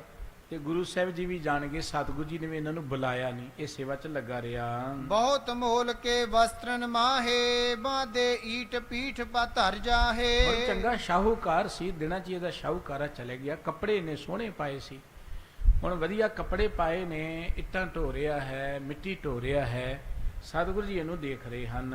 ਲੋਕ ਲਾਜ ਕੁਲ ਰੀਤ ਮਹਾਨਾ, ਖਾਨ ਪਾਨ ਆਦਿਕ ਤਜ ਗਿਆਨਾ। ਪਹਿਲਾਂ ਵੀ ਆਇਆ ਸੀ ਗੁਰੂ ਦਰਬਾਰ ਵਿੱਚ, ਅਰਦਾਸ ਕੀਤੀ, ਸਤਿਗੁਰੂ ਜੀ ਨੇ ਬਖਸ਼ਿਸ਼ ਕਰ ਦਿੱਤੀ, ਲੇਕਿਨ ਬਿਨਾਂ ਘਾਲਣਾ ਤੋਂ ਇਹਨੂੰ ਬਹੁਤ ਕੁਝ ਮਿਲ ਗਿਆ, ਸੰਭਾਲਿਆ ਨਾ ਗਿਆ, ਨਹੀਂ ਸੰਭਾਲਿਆ ਜਾਂਦਾ ਮਨੁੱਖ ਕੋਲੋਂ, ਮਿਹਨਤ ਤੋਂ ਬਿਨਾਂ ਜਦੋਂ ਕੁਝ ਮਿਲ ਜਾਏ। ਹੁਣ ਇਸ ਵਾਰੀ ਇਹਨੇ ਲੋਕ ਲਾਜ ਛੱਡ ਦਿੱਤੀ, ਸੇਵਾ 'ਚ ਜੁਟ ਗਿਆ, ਮਿੱਟੀ ਢੋਣ ਲੱਗ ਪਿਆ, ਇੱਟਾਂ ਢੋਣ ਲੱਗ ਪਿਆ, ਕੋਈ ਪਰਵਾਹ ਨਹੀਂ ਕੀਤੀ ਕਿ ਦੁਨੀਆ ਕੀ ਕਹੇਗੀ। ਬਾਪੀ ਕਾਰ ਬਿਖੈ ਰਹਿ ਲਾਗਾ, ਸਭ ਸੁਧ ਭੂਲ ਪ੍ਰੇਮ ਰਸ ਪਾਗਾ। ਬੌਲੀ ਸਾਹਿਬ ਜੀ ਦੀ ਸੇਵਾ 'ਚ ਲੱਗ ਗਿਆ, ਸਾਰੀਆਂ ਗੱਲਾਂ ਭੁੱਲ ਕੇ ਕੇਵਲ ਤਾਂ ਕੇਵਲ ਸੇਵਾ 'ਚੋਂ ਹੀ ਰਸ ਲੈ ਰਿਹਾ ਹੈ। ਕੇ ਸੋ ਕਹੇ ਨ ਸੁਨ ਹੈ ਬਾਤ, ਸੇਵਾ ਤੇ ਤਤਸ਼ ਤਤ ਪਰ ਦਿਨ ਰਾਤ।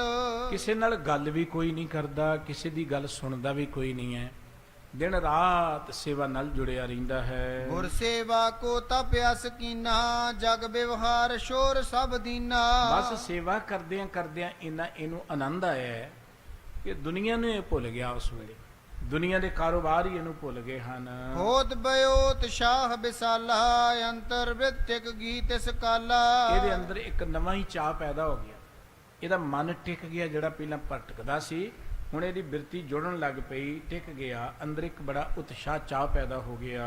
ਪ੍ਰੇਮ ਪ੍ਰਵਾਹ ਬਯੋ ਉਰ ਮਾਹੀ, ਚਿੰਤ ਕਸ਼ਟ ਤ੍ਰਿਣ ਠਹਿਰਿਓ ਨਾਹੀ। ਬਸ ਅੰਦਰ ਪਿਆਰ ਪੈਦਾ ਹੋ ਗਿਆ, ਕਿੱਥੇ ਹੰਕਾਰ ਸੀ ਧਨ ਦਾ, ਹੁਣ ਪਿਆਰ ਪੈਦਾ ਹੋ ਗਿਆ ਕਿ ਉਸ ਪਿਆਰ ਦੇ ਪ੍ਰਵਾਹ ਅੱਗੇ ਉਹ ਸਾਰੇ ਕਸ਼ਟ ਜਿਹੜੇ ਸਨੇ ਦੇ ਰੁੜ ਗਏ, ਦੂਰ ਹੋ ਗਏ ਉਸ ਵੇਲੇ।